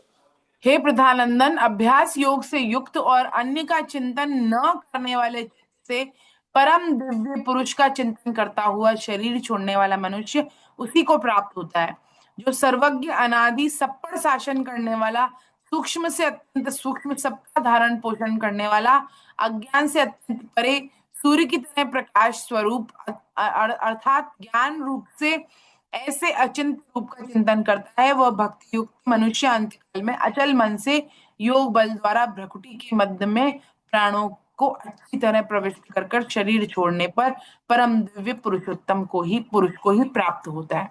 तो यहाँ पर जो भगवान भगवान है वह सगुण निराकार के बारे में बात कर रहे हैं।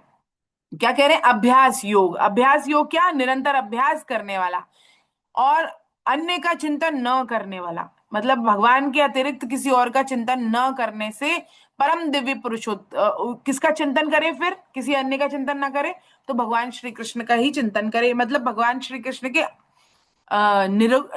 सगुण निराकार रूप का चिंतन करे। ध्यान योग में जो चिंतन होता है ना, वैसा चिंतन भगवान यहाँ कह रहे हैं। और क्या कह रहे हैं भगवान की? सूक्ष्म से अत्यंत सूक्ष्म, सबका धारण पोषण करने वाले, जो सर्वज्ञ हैं, अनादि हैं, सब पर शासन करने वाले हैं, तो उनके बारे में कह रहे हैं। और फिर वह भक्ति युक्त मनुष्य अंतकाल में अचन मन से योग बल के द्वारा भ्रकुटी के मध्य में प्राणों को अच्छी तरह प्रविष्ट करे। तो ये जो योगी होते हैं ना, ये इस तरह से शरीर का त्याग करते हैं कि भ्रकुटी के मध्य में प्राणों को स्थित कर कर और उसके बाद में छोड़ते हैं उसको। अभ्यास योग का मतलब इसमें जो इस पद में अभ्यास और योग आए हैं, तो संसार से मन को हटाकर परमात्मा में बार बार लगाने का नाम अभ्यास है। और योग किसका नाम है? समत्वम योग उच्यते, भगवान ने पहले ही कहा है। और क्या कह रहे हैं भगवान कि अनुशासितारम। अनुशासितारम का अर्थ है कि हम जो देखते हैं नेत्रों से देखते हैं, और नेत्रों के ऊपर मन शासन करता है, जो मतलब जो मन में होगा हमारे वो हम देखेंगे। और मन के ऊपर क्या शासन करता है? बुद्धि। और बुद्धि के ऊपर अहम शासन करता है। और अहम से भी ऊपर जो शासन करता है, जो सबका आश्रय प्रकाशक है, प्रेरक है, वह परमात्मा है। और दूसरा भाव क्या है इसका? दूसरा भाव है कि जीवों का कर्म करने का जैसा जैसा स्वभाव बनता है, उसके अनुसार ही परमात्मा वेद शास्त्र गुरु संत आदि के द्वारा कर्तव्य कर्म करने की आज्ञा देते हैं। और मनुष्य पुराने पाप पुण्य कर्मों के अनुसार अनुकूल प्रतिकूल परिस्थितियां भगवान भेजते हैं और मनुष्य को शुद्ध और निर्मल बनाते हैं उन परिस्थितियों के बाद में। कई बार हम सोचते हैं कि भाई क्यों हमारे जीवन में दुख आ गया इतना, तो भगवान हमें निर्मल और शुद्ध बनाना चाहते हैं, इसलिए भगवान वो भेजते हैं। और भगवान इस प्रकार मनुष्य के लिए कर्तव्य और अकर्तव्य का विधान है, भगवान ने किया है। और मनुष्यों को पाप और पुण्य पुराने कर्मों के अनुसार मिलता है। और नाश, वो जब नाश हो जाते हैं सारे फल, और पाप और पुण्य है वह फल देकर नाश हो जाते हैं, नष्ट हो जाते हैं। भाई पाप है अगर, तो वो दुख दे के नाश हो जाएगा, और जो पुण्य है वो सुख दे के नाश हो जाएगा। लेकिन उनसे चिपके नहीं यदि हम, तो वह कर्म भी नाश हो जाएंगे, है ना, ये कह रहे हैं। और भगवान क्या कह रहे हैं? सर्वस्य धातारम। तो परमात्मा अनंत कोटि ब्रह्मांडों को धारण करने वाले हैं भगवान, उनका पोषण करने वाले हैं भगवान।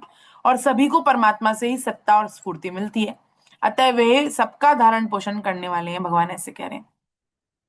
और अचिंत्य कहा भगवान ने। अचिंत्य का मतलब उस परमात्मा का स्वरूप अचिंत्य है, वे मन बुद्धि से पकड़ में नहीं आ सकते। अभ्यास योग के द्वारा उनका चिंतन हो सकता है, क्योंकि हम मन बुद्धि अहंकार से ऊपर उठ जाएंगे, फिर तब होगा वह। तो क्या कहते हैं कि परमात्मा को कविम कहने का अर्थ है कि उनके ज्ञान बाहर से कुछ भी नहीं है, उन अंदर ही है। और पुराणम कहने का मतलब है वो अनादि ज्ञान है भगवान का, काल से अतीत है वो, काल का भी प्रकाशक है वो, ये कह रहे हैं। तो इस प्रकार से भगवान को यहाँ पर कहते हैं। और अगले श्लोक में फिर अगले श्लोक को पढ़ेंगे,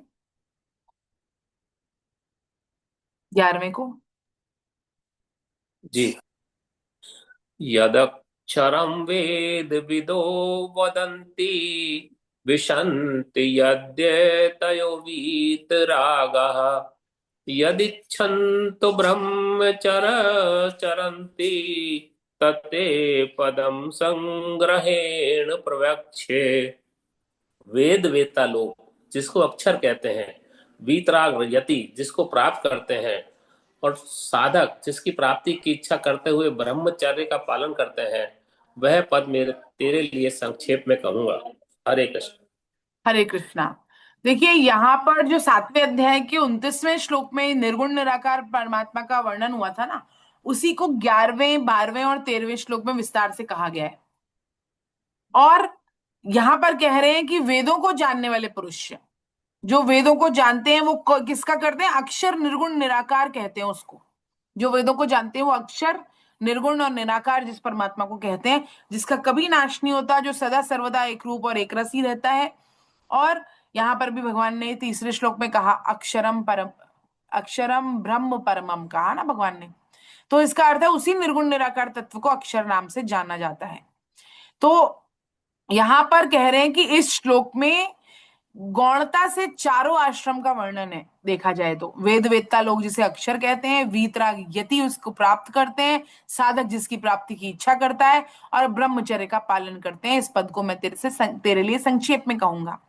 तो यहाँ पर क्या कहा? यदक्षरम वेद वेदो वदंती, ये गृहस्थ आश्रम का संकेत है, क्योंकि वेदों का अध्ययन कौन करता है? ब्राह्मणों का खास काम है। और विशंति यद्य तयो वीतरागा कहा है तो सन्यास वानप्रस्थ आश्रम के लिए कहा गया है ये। और यदि गच्छन तो ब्रह्मचर्य चरंती, ब्रह्मचर्य आश्रम के लिए कहा गया है ये। तो सभी जो आश्रम है उनके लिए कहा है। तो मुक्ति जो है वो सभी वर्णों, सभी आश्रमों में हो सकती है। इसलिए भगवान ने आश्रमों को स्पष्ट रूप से वर्णन नहीं किया, और वर्णों का स्पष्ट रूप से वर्णन भी कर्तव्य पालन की दृष्टि से किया है। तो अर्जुन क्षत्रिय हैं और वे युद्ध रूपी कर्तव्य कर्म को छोड़ना चाहते थे, इसलिए भगवान ने अपने कर्तव्यों में लगाने के लिए वर्ण धर्म का वर्णन यहाँ पर 11वें श्लोक में किया, और युद्ध करने को वर्ण धर्म बताया, क्योंकि क्षत्रिय का जो वर्ण धर्म है वो युद्ध करना है ना, आश्रम धर्म नहीं है। जबकि ये कौन सा है? वर्ण धर्म है, ये कह रहे हैं भगवान। 12वें श्लोक में क्या कह रहे हैं? 12वें और 13वें को पढ़ेंगे।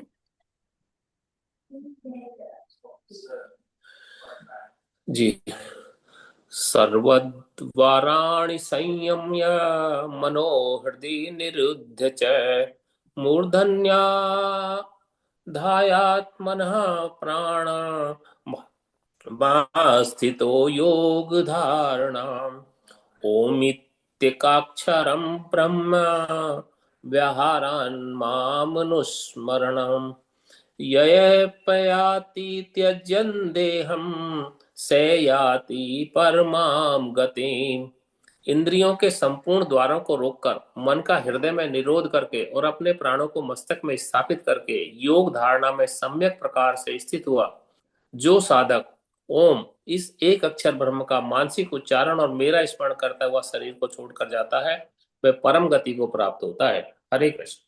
हरे कृष्णा। कह रहे हैं कि मानसिक उच्चारण की बात कही गई है ना यहाँ पर, और उच्चारण तो है जबकि वाणी से होता है, फिर मानसिक क्यों कहा? वास्तव में उस तत्व का सिर्फ अनुभव हो सकता है, वर्णन नहीं हो सकता। तो जब माया का वर्णन होना ही संभव नहीं है, तो मायापति का वर्णन किस प्रकार हो सकता है? और भौतिक जगत में जो है वह सिर्फ माया का ही कार्य दिखाई देता है हमको। भगवान के समस्त क्रियाकलाप ऐसा लगता है कि माया से आवृत है। इसलिए माया के कार्यों को देखकर परम ब्रह्म परमात्मा की कल्पना करना लगभग असंभव है। हम सोचे कि माया के कार्यों के अनुसार ही भगवान के कार्यों को भी हम देखते हैं, भगवान की सारी लीलाओं को भी माया का ही चोला पहना के देखते हैं। तो वैसे ही कह रहे हैं कि हम जैसे हम खद्योतों का समूह इकट्ठा कर लें और प्रकाश से उस जो प्रिज्म होते हैं ना उनको इकट्ठा कर लें, और उससे जो प्रकाश हो रहा है उसे सूर्य के प्रकाश की कल्पना करने की कोशिश करें हम, तो ये वैसा ही है, हमको आइडिया ही नहीं हो सकता उसका। वैसे ही जो विषयानंद है ना मनुष्य, वो परमानंद की अगर आइडिया लगाए उसका, तो वो मुश्किल है, मुश्किल नहीं असंभव है ना। तो जो कुटिया में हो रहे उजाले से सूर्य की उपस्थिति का आभास तो लगाया जा सकता है, और कुटिया की छत अर्थात अविद्या को हटा दिया जाए यदि, तो सूर्य दिखाई दे जाएगा साक्षात। तो वैसे ही तत्व का ज्ञान होने से ज्ञानी उस तत्व ज्ञान में रम जाता है। तो जब तक गगरी बढ़ती नहीं है तब तक वो छलकती है और आवाज करती है, और जैसे ही भर जाती है तो शांत हो जाती है, चुप हो जाती है। तो भंवरा भी जैसे मकरंद पीता है तो भन भन भन भन करता रहता है उससे पहले, लेकिन जैसे ही फूल का मकरंद पीना चालू करता है तो चुप हो जाता है वो। तो वैसे ही जब तत्व ज्ञान हो जाता है तो फिर मानसिक उच्चारण की बात हो रही है, शाब्दिक उच्चारण की बात नहीं हो रही है। एक बार दशरथ जी राजा जनक के दूतों को भगवान भगवान श्री राम से कुशल पूछ रहे हैं उनकी, दशरथ जी है ना राजा जनक से, तो भगवान श्री राम जो कि परम ब्रह्म पुरुषोत्तम है, उनके लिए दूतों से कह रहे हैं कि तुमने उनको अपनी आंखों से देखा है क्या, और देखा है तो पहचाना कैसे। तो दूत क्या जवाब दे रहे हैं कि भाई आपने, आपका वो जो आपके जो पुत्र हैं वो पूछने योग्य है ही नहीं, दशरथ जी से कहते हैं वो दूत। कह रहे हैं वो पुरुष सिंह तीनों लोगों के प्रकाश स्वरूप हैं, जिनके यश के सामने चंद्रमा मलिन हो जाए, प्रताप के आगे सूर्य शीतल लगने लग जाए। हे नाथ, आप उनके लिए आप कहते हैं कि उन्हें कैसे पहचाना। तो कोई सूर्य को हाथ में दीपक लेकर देख सकता है क्या, इस प्रकार से वो जवाब देते हैं। तो भगवान श्री राम और श्री लक्ष्मण जो है वो देखते ही समझ में आ जाता है कि भगवान नहीं है। तो वैसा ही भगवान का तत्व ज्ञान भी है। अब सगुण साकार स्वरूप के चिंतन से आप अपनी प्राप्ति का वर्णन भगवान करते हैं, और अपनी प्राप्ति का महत्व भी भगवान यहाँ पर आगे के 15वें और 16वें श्लोक में बताते हैं। 15वां और 16वां पढ़ेंगे। जी। 14वां पढ़ेंगे, 14वां मामूके। में नहीं पढ़ा ना। हाँ, 14वां नहीं पढ़ा अभी। हाँ, 14वां, 15वां, 16वां। अनन्यता सततम यो माम स्मरति नित्यसः तस्याम सुलभ पार्थ नित्य युक्तस्य योगिनी। हे प्रथानंदन, अनन्य चित्त वाला जो मनुष्य मेरा नित्य निरंतर स्मरण करता है, उस नित्य निरंतर मुझ में लगे हुए योगी के लिए मैं सुलभ हूँ, अर्थात उसको सुलभता से प्राप्त हो जाता हूँ। हरे हरे कृष्ण। कृष्णा। कह रहे हैं कि अनन्य चित्त वाला, हमने अनन्यता के बारे में पहले भी चर्चा की है, और अनन्यता की जो बात है वो भक्ति योग में बार बार आएगी। क्योंकि भक्त कौन, जो भगवान के सिवाय किसी को नहीं चाहे, अनन्य हो, अनन्य मतलब कोई अन्य ना हो उसका। तो वही कह रहे हैं, अनन्य चित्त वाला जो मनुष्य मेरे नित्य निरंतर मेरा स्मरण करता है ना, किसका, सगुण साकार का निरंतर स्मरण करता है, उस नित्य निरंतर मुझ में लगे हुए योगी के लिए मैं सुलभ हूँ, और उससे सुलभता से प्राप्त हो जाता हूँ। भाई गोपी ग्वाले हैं, भगवान का चिंतन करते हैं, भगवान से प्रेम करते हैं, तो भगवान सुलभता से प्राप्त है उनको, हाथ से जूठा भी खा रहे हैं, उनके साथ नाच रहे हैं, गा रहे हैं, खेल रहे हैं, प्राप्त है उनको। और भगवान अपने साथ सबको भगवत धाम ले गए आराम से। तो और अभी भी बहुत नित्य लीला का दर्शन करते हैं जो संत महात्मा है, वो उनके सगुण साकार रूप का।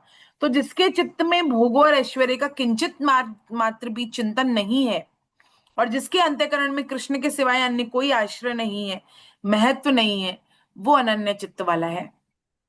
हमें सुनने में लगता है कि अरे ऐसे कैसे होएगा, संसार तो इतना बढ़िया दिख रहा है, फिर भगवान में कैसे। लेकिन जो भगवान में आनंद लेने लग जाए एक बार, तो उसको संसार बहुत फीका दिखाई देता है फिर। सततम का अर्थ है निरंतर, अर्थात जब से नींद खुले तब से लेकर गाढ़ी नींद आने तक जो मेरा स्मरण करता है। नित्य का अर्थ है जिस दिन से ये बात को पकड़ लिया जाए, उस दिन से लेकर मृत्यु तक मेरा स्मरण करता है, वह सततम है ना। सततम निरंतर और नित्य, सत्यतम और नित्य कहा। और जैसे ब्राह्मण को अपने ब्राह्मणपन को याद करे या ना करे, उसके ब्राह्मणपन में कोई फर्क नहीं पड़ता, ऐसे ही मैं कृष्ण हूं और कृष्ण मेरे हैं, इस नित्य संबंध को दृढ़ रहने वाला वही कौन है, नित्य युक्त है, कि कृष्ण मेरे हैं और मैं कृष्ण का हूं। परंतु भूल से मनुष्य अपने आप को कृष्ण से और कृष्ण को अपने आप से अलग मान लेता है।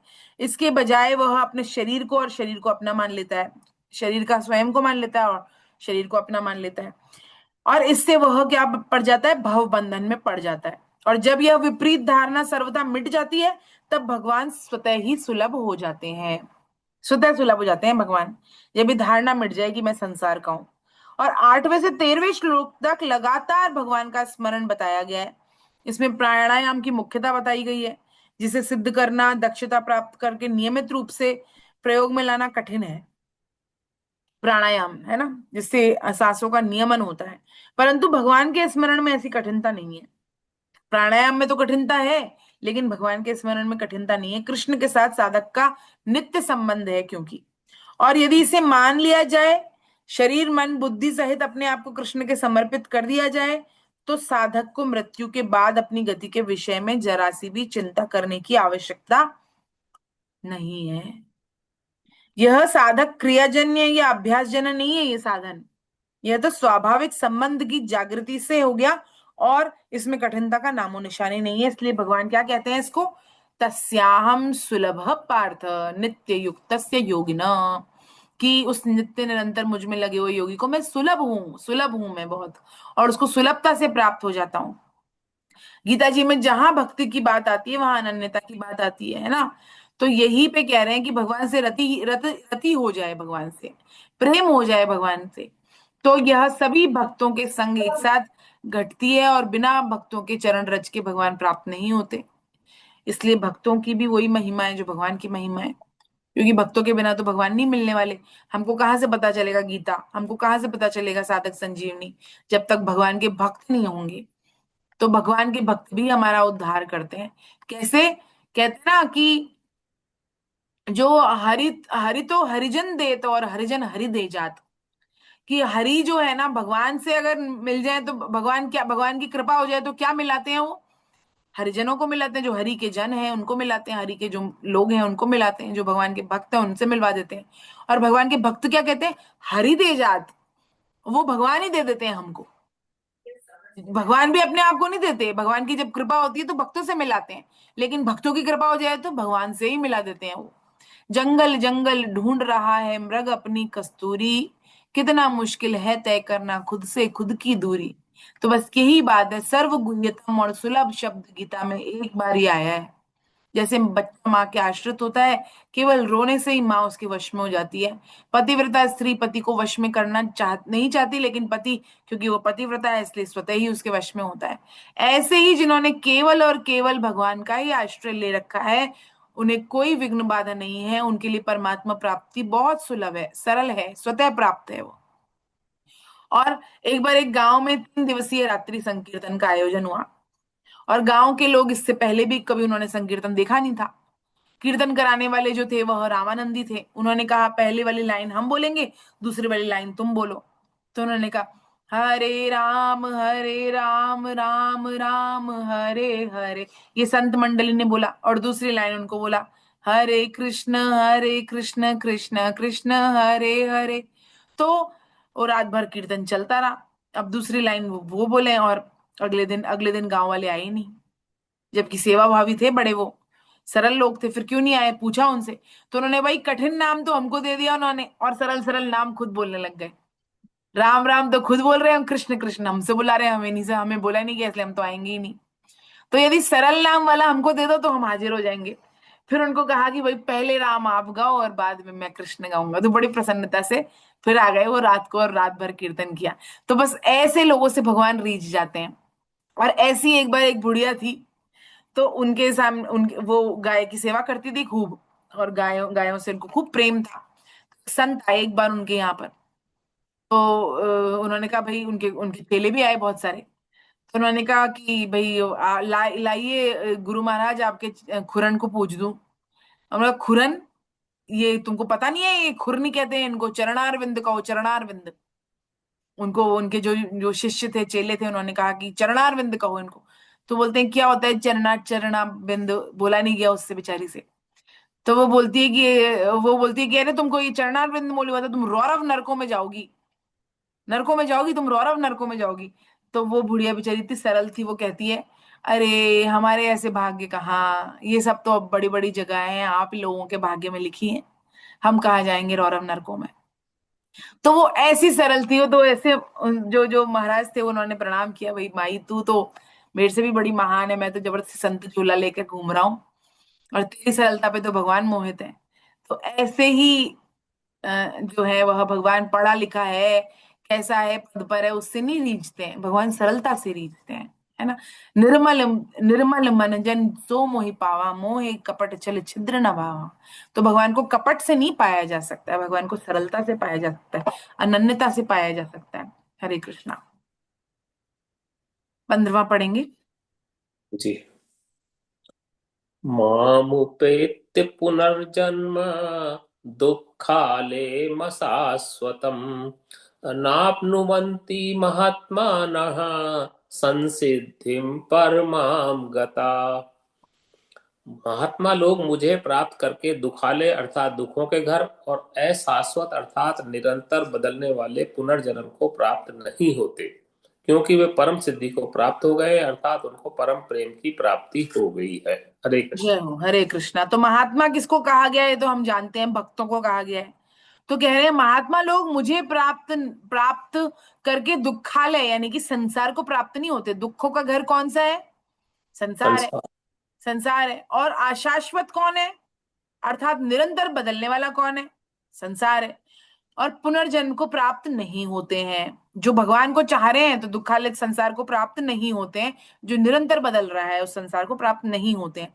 क्यों? क्योंकि वे परम सिद्धि को प्राप्त हो गए हैं, अर्थात उनको परम प्रेम की प्राप्ति हो गई है। तो जो भगवान का दर्शन कर ले, भगवान को तत्व से जान ले, उनका पुनर्जन्म नहीं होता। किसी भी प्रकार शरीर को धारण करने में दुख ही दुख होता है। हम सोचे कि बहुत बड़े लग्जूरियस घर में पैदा हो गए, बहुत अमीर माता पिता की संतान हो गए तो हम बड़े सुखी हैं, नहीं। किसी भी प्रकार से हम संसार में आ जाए कष्ट में ही है। इसलिए पुनर्जन्म को दुखालय कहा गया है।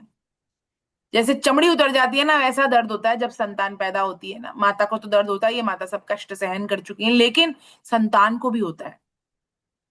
और उसके बाद बार बार गर्भ में पीड़ा, प्रसव पीड़ा, और उसके बाद गर्भ में 9 महीने की पीड़ा, संसार में पीड़ा, कितना मतलब कष्ट ही कष्ट। और जन्म के समय जेल से बाहर आते समय प्राणी को वैसा ही कष्ट होता है जैसे शरीर की चमड़ी उतरते समय होता है। लेकिन जो नवजात शिशु है वो असहाय होता है, अपनी पीड़ा व्यक्त करने में असमर्थ हो जाता है वो। और जन्म के बाद पलते समय भी उसे कष्ट होता है, वो रोकर उसे बताता है। थोड़ा बड़ा होने पर खिलौने की इच्छा होती है, यदि नहीं मिले तो कष्ट होता है उसे। रात भर जागकर पढ़ाई करता है, पढ़ाई करने में उसे कष्ट होता है। किसे अच्छा लगता है पढ़ाई करना? पढ़ाई के समय शासन में रहना पड़ता है, और पूछने पर यदि उत्तर ना आए तो कष्ट होता है। परीक्षा में फेल हो जाए तो कभी कभी इतना दुख होता है कि कुछ विद्यार्थी तो आत्महत्या भी कर लेते हैं। तो कष्ट होता है, बहुत कष्ट है। और युवावस्था में मनपसंद विवाह ना हो तो कष्ट होता है। विवाह होने पर यदि पति पत्नी अनुकूल ना हो तो कष्ट होता है। वृद्धावस्था में शरीर असमर्थ हो जाता है तो कष्ट होता है। अनेक रोगों का अतिक्रमण आक्रमण होने लग जाता है शरीर पर तो कष्ट होता है। तो सुख से ना तो उठना बैठना चलना फिरना खाना पीना सब कठिन हो जाता है, तो कष्ट होता है, बहुत कष्ट होता है। और घर वालों के अपशब्द और सुनने पड़ते हैं तो कष्ट होता है। और दुखों को कहां तक कहें, उनका कोई अंत नहीं है। इस प्रकार पशु पक्षियों को जीवन भी, उनका जीवन भी कष्टों से भरा पड़ा है। इसलिए पुनर्जन्म को दुखालय कहा गया है। सब तरह से कष्टमय है जीवन। और हम फिर भी सोचते हैं थोड़ा सा क्षणिक सुख मिल जाता है, हमको लगता है हम आशा में आ जाते हैं कि यहाँ सुख मिल सकता है, लेकिन वह क्षणिक है, क्षणिक। और वो एक तरह से कहते हैं ना, उसको मृग मरीचिका है वो। जैसे कि रेगिस्तान में दूर दिखाई देता है कि जल है, और जैसे जैसे पास जाते हैं तो रेगिस्तान ही रेगिस्तान होता है, बस वैसा ही है ये मृग मरीचिका। कृष्ण के भक्त अथवा संत पुरुष जब कृष्ण के अवतार काल में पार्षद रूप में जन्म लेते हैं तो उनका जन्म दुखालय और अशाश्वत नहीं होता। जो भगवान के साथ आए धाम से भगवान के, वो भगवान के साथ ही वापस उनके धाम में चले गए। क्यों? क्योंकि उनका जन्म कर्मजन्य नहीं था, भगवत इच्छा से था उनका जन्म। कृष्ण ने गीता में अपनी भक्ति की महिमा विशेष रूप से कही है। उन्होंने अपने भक्तों को सभी योगी योनियों में जो और योगियों में भी श्रेष्ठ कहा 6.47 में। और फिर कहा कि अपने भक्तों के लिए सुलभ बताया उन्होंने अपने अपने आप को 8.14 में अभी पढ़ा हमने। और 7.19 में कृष्ण ने संसार का स्वरूप बताया, वासुदेव सर्वम। और यहाँ उसे दुखालय कह रहे हैं। इसका तात्पर्य है कि जो मनुष्य से सुख लेने की इच्छा रखता है उसके लिए यह भयंकर दुख देने वाला है। पर जो सांसारिक वस्तुओं और क्रियाओं से व्यक्तियों की सेवा करता है उसके लिए संसार कृष्ण का स्वरूप ही है। सुख की आशा कामना और भोग महान दुख के कारण है। जिस क्षण सुख बुद्धि का त्याग हो जाता है उस समय कृष्ण की प्राप्ति हो जाती है। इसलिए कह रहे हैं परम प्रेम की प्राप्ति हो जाती है, उसको परम सिद्धि को प्राप्त हो जाता है वो, है ना। ये भगवान यहाँ पर कह रहे हैं। तो हमको अपना जीवन सही से चलाना है तो फिर शरणागति कैसी होनी चाहिए, है ना। मार्जाड़ शरणागति, मार्जाड़ शरणागति यानी कि बिल्ली का बच्चा। बिल्ली का बच्चा कैसे, बिल्ली पकड़ती है उसको, बच्चा नहीं पकड़ता। बच्चा अपने हाथ वाथ सब छोड़े रहता है और बिल्ली उसे पकड़े रहती है। और बंदरिया का बच्चा वो सोचता है कि मैं अपने ही बल पे पकड़ूंगा बंदरिया को, तो वो अपने हाथ से पकड़ता है बंदरिया को। कई बार छलांग लगाते समय नीचे गिर जाता है, चोटिल हो जाता है, मर भी सकता है। तो मरकट शरणागति नहीं, मार्जाड़ शरणागति। अब कूदे फांदे कुछ भी करे, लेकिन ना भगवान ने पकड़ लिया तो फिर छूटेंगे नहीं हम। तो सरलता से भगवान की ओर चलें और कह दे कि हे नाथ मैं केवल आपका हूं। हरे कृष्णा। कितना समय हो गया? 9:30। है ना। एक और श्लोक कर लेते हैं, 16वां, उसके बाद पूर्ण करेंगे आज का। हरे कृष्णा। 16वां पढ़ेंगे। जी। आ ब्रह्म भूना लोका पुनरावर्तिनोऽर्जुन मामुपेत्य तु कौन्तेय पुनर्जन्म न विद्यते। हे अर्जुन, ब्रह्मलोक तक सभी लोग पुनरावर्ती वाले हैं, अर्थात वहां जाने पर पुनः लौटकर संसार में आना पड़ता है। परंतु हे कौन्तेय, मुझे प्राप्त होने पर पुनर्जन्म नहीं होता। हरे कृष्ण। हरे कृष्ण हरे कृष्ण। तो कह रहे हैं कि ब्रह्मलोक तक अर्थात ब्रह्मलोक और उसके नीचे के सभी लोकों में रहने वाले प्राणियों को उनके पुण्य समाप्त होने पर लौटकर आना पड़ता है। ब्रह्मलोक तक सभी पुनरावृत्ति वाले हैं। मृत्युलोक के सुख से 100 गुना अधिक कौन सा है? देवलोक। देवलोक के देवताओं के सुख से 100 गुना अधिक अजान देवताओं का लोक है। और अजान देवता वे कहलाते हैं जो कल्प के आदि में देवता बने हैं, पहले ही कल्प के आदि में ही देवता बन गए, वो अपने पुण्यों के बल पे देवता नहीं बने, तो वो अजान लोक है। और और अजान देवता के सुख के 100 गुना अधिक इंद्र का सुख माना गया है। और इंद्र के सुख से 100 गुना अधिक ब्रह्मलोक का सुख माना गया है। और ब्रह्मलोक से भी अनंत गुना अधिक आनंद कृष्ण के शुद्ध भक्तों का होता है। तो भगवत प्राप्ति का सुख कभी भी नष्ट नहीं होता, सदा बना रहता है, उत्तरोत्तर बढ़ता है वो प्रेम, है ना। तो ये कह रहे हैं, तो जीव कृष्ण का अंश है, भगवान कहेंगे ममैव वांशो जीव लोके जीवभूत सनातन 15.7 में। और जहां जाकर उसे लौट कर नहीं आना पड़ता वो कृष्ण का धाम है, परम धाम, भगवान कहेंगे। तो अब वह कृष्ण का अंश है तो सदैव कृष्ण के धाम में ही क्यों नहीं जाता, उसे लौटकर क्यों आ जाता है बार बार? क्योंकि जीव ने घर परिवार जमीन धन आदि में ममता कर रखी है अपनी, और जिसके कारण जीव को शरीर छोड़कर बार बार लौटना पड़ता है। अंतकाल में वो बार बार याद करता है उन सब चीजों को, और फिर अंतकाल में याद करता है तो बार बार लौट कर वहीं आता है। चाहे वो मनुष्य बनकर आए, पशु पक्षी बनकर आए, जीव जंतु बनकर आए, पेड़ पौधा बन के आए, लेकिन आना पड़ता है उसको। और ब्रह्मलोक में जाने वाले दो मनुष्य होते हैं, दो प्रकार के मनुष्य होते हैं। कौन कौन से? जो वहां के सुख का उद्देश्य रखकर यहाँ पुण्य कर्म करते हैं और फिर वहां जाकर असीम सुख का भोग करते हैं। ऐसे बहुत सारे धर्म भी है ना। म्लेच्छ जो है वो क्या कहते हैं?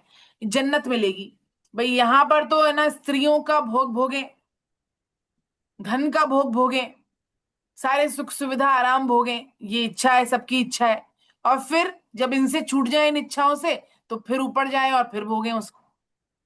तो क्या मतलब है? मतलब यही आज मैं इनका पढ़ रही, इनका सुन रही थी सत्संग, अरे नाम ही याद नहीं आ रहा, ये प्रभु क्या हो गया मेरे को।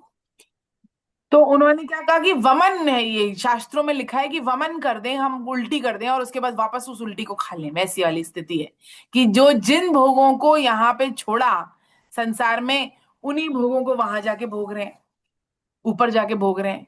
तो ये वैसा है, वैसा सुख है ये। तो इस प्रकार से कह रहे हैं। तो क्या कह रहे हैं कि जो वहां के सुख को भोगने का उद्देश्य रखकर यहाँ पुण्य कर्म करते हैं कि भाई यहाँ पुण्य कर्म करेंगे, अच्छे अच्छे कर्म करेंगे, तो फिर हमको वहां पर जाके फिर और सुख मिलेगा, तो वो वहां पर वो भोगते हैं और भोगने के बाद में वापस यहाँ आके गिरते हैं। और दूसरे कौन से होते हैं? जो ब्रह्मलोक की इच्छा करते हैं वे, और जो वे जो कृष्ण प्राप्ति के लिए साधन में लगे हुए हैं, परंतु किसी समय अंत काल में किसी विशेष कारण से वो विचलित हो गए तो ब्रह्मलोक में जाते हैं, वहां से ब्रह्मा जी के साथ मुक्त हो जाते हैं, जिसे कर्म मुक्ति कहते हैं।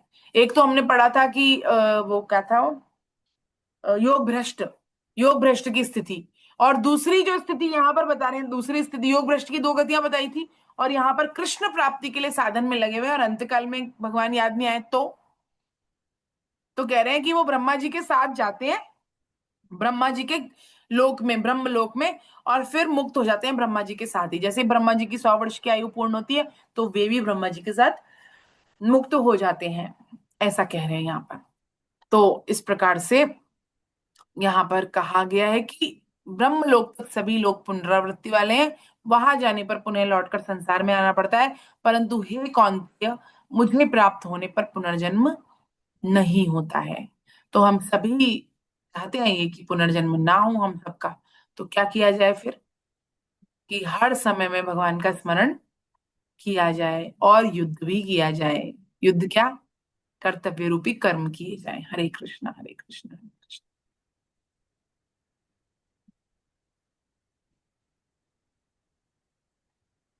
किसी का कोई प्रश्न है इस अध्याय से संबंधित तो आप लोग पूछ सकते हैं, रेज हैंड कर सकते हैं, पूछ सकते हैं, और नहीं तो फिर हम आज की क्लास पूर्ण करेंगे और कीर्तन करेंगे। 1 मिनट में चार्जिंग पे लगा लूं अपना लैपटॉप।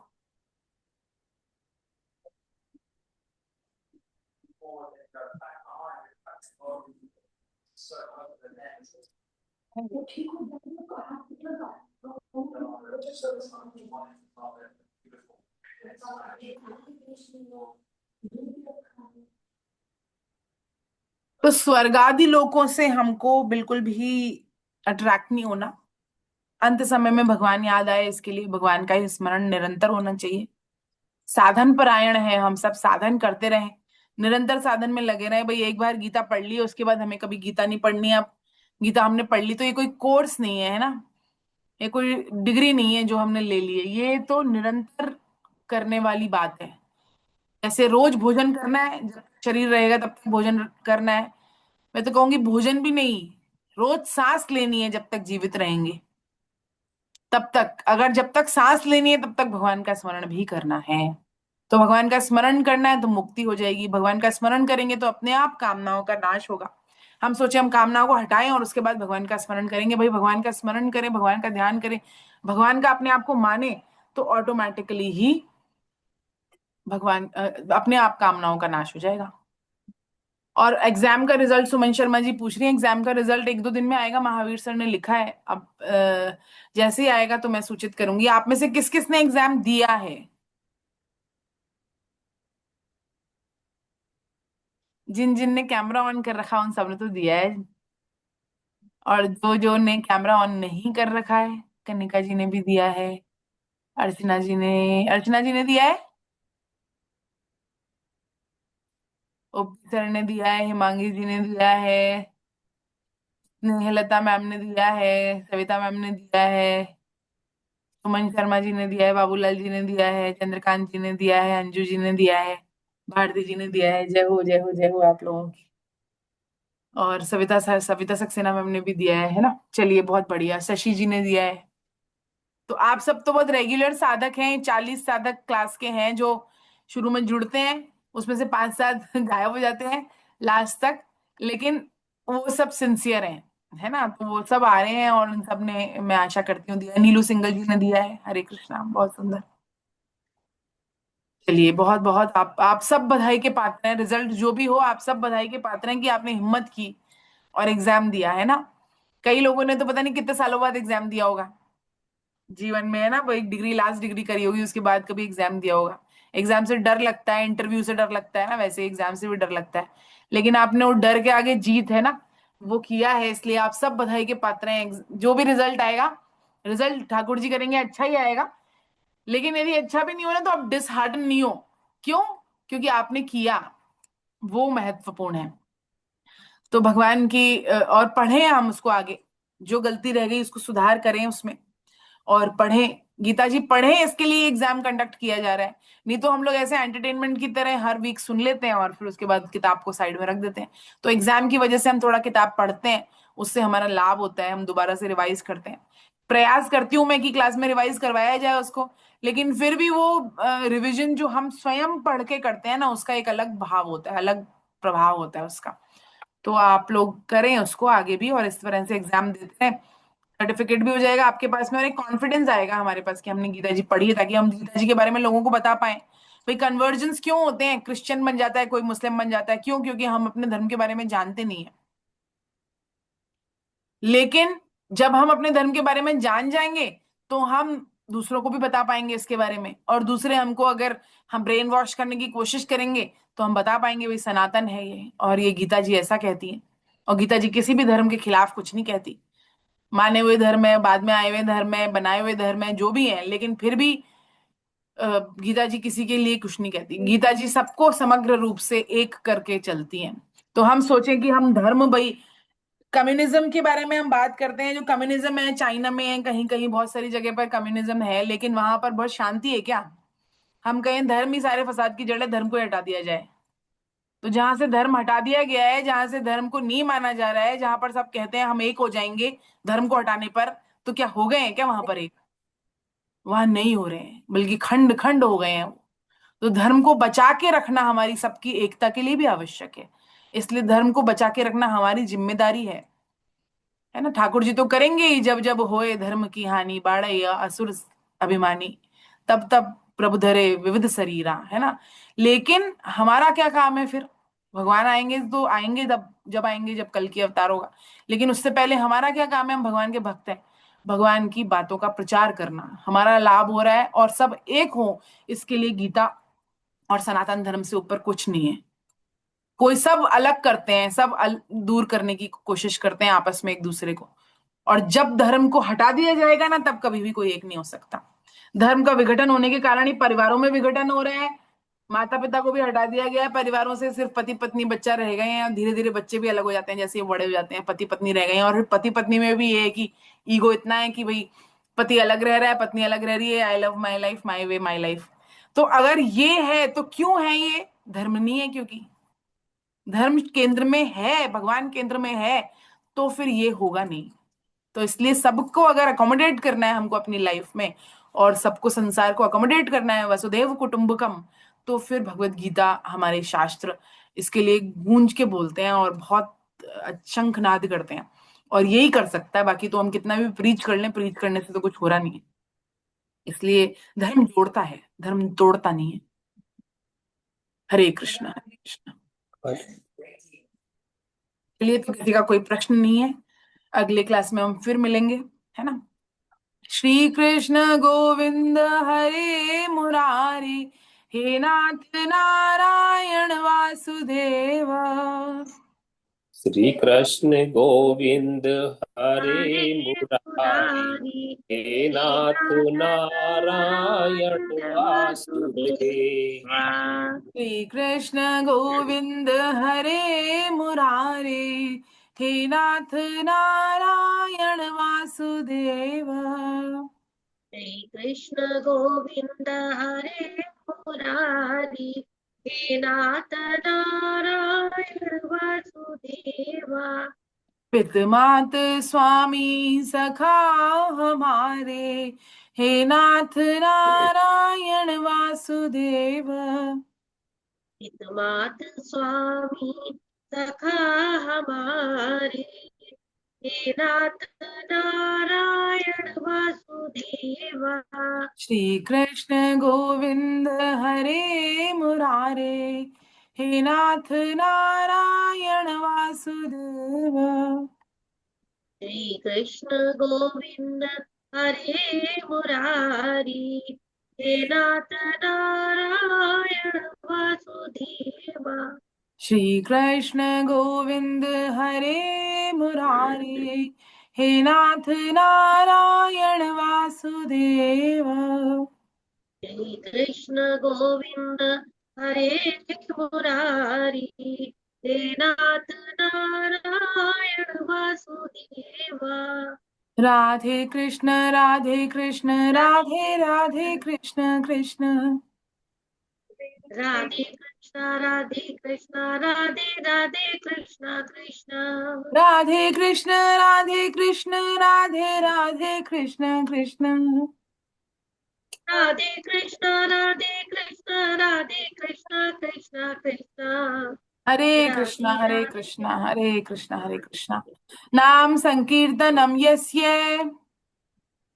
नाम चरण कीर्तनस्य सर्व पाप प्रणाशनम, सर्वपापप्रणाशनम् प्रणामो दुःख समनस्तम, प्रणामो दुःखशमनस्तम् नमामि हरिं परम।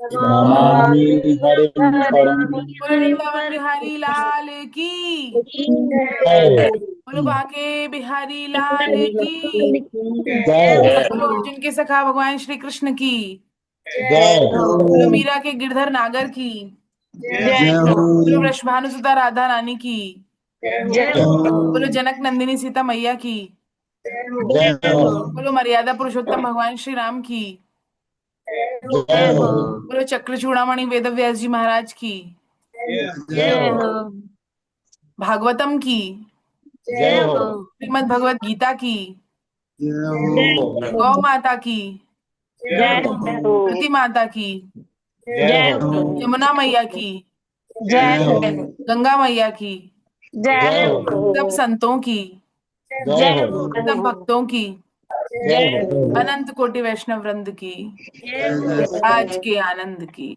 हरि बोल, जय जय श्री राधे। आप सभी साधकों के चरणों में मेरा साष्टांग दंडवत प्रणाम स्वीकार करें। हरे कृष्णा हरे प्रणाम सभी को, राधे राधे। शुभ रात्रि। हरे कृष्णा हरे कृष्णा। आप सब पर श्री कृष्ण की कृपा बनी रहे। आप सब निरंतर भगवान की भक्ति में लगे रहें और गीता से जुड़े रहें। हरे कृष्णा। हरे कृष्णा हरे कृष्णा। अगली क्लास में मिलते हैं हम 7:30 मैम बजे। रिकॉर्डिंग तो लेगी क्या? हाँ, मैं क्या है कि कॉलेज नहीं जा रही हूँ आजकल, तो मेरे घर पे जो बैंडविड्थ है ना इतनी नहीं है, तो इसलिए मैं अच्छा अपलोड नहीं कर पाई। बट मंडे को मैं सारी अपलोड कर दूंगी, है ना। मंडे हाँ ऑनवर्ड्स वो मैं कभी भी हो, लेकिन हमको रिवीजन में थोड़ी हेल्प हो हाँ जाती है ना। मैं भेज दूंगी सारी सारी रिकॉर्डिंग जितनी भी और पेंडिंग है ना वो 7 दिन सब। के गैप में हम उसको सुनेंगे ना, तो हम परफेक्ट भी हो जाएंगे हाँ उसके ठीक लिए है। भी।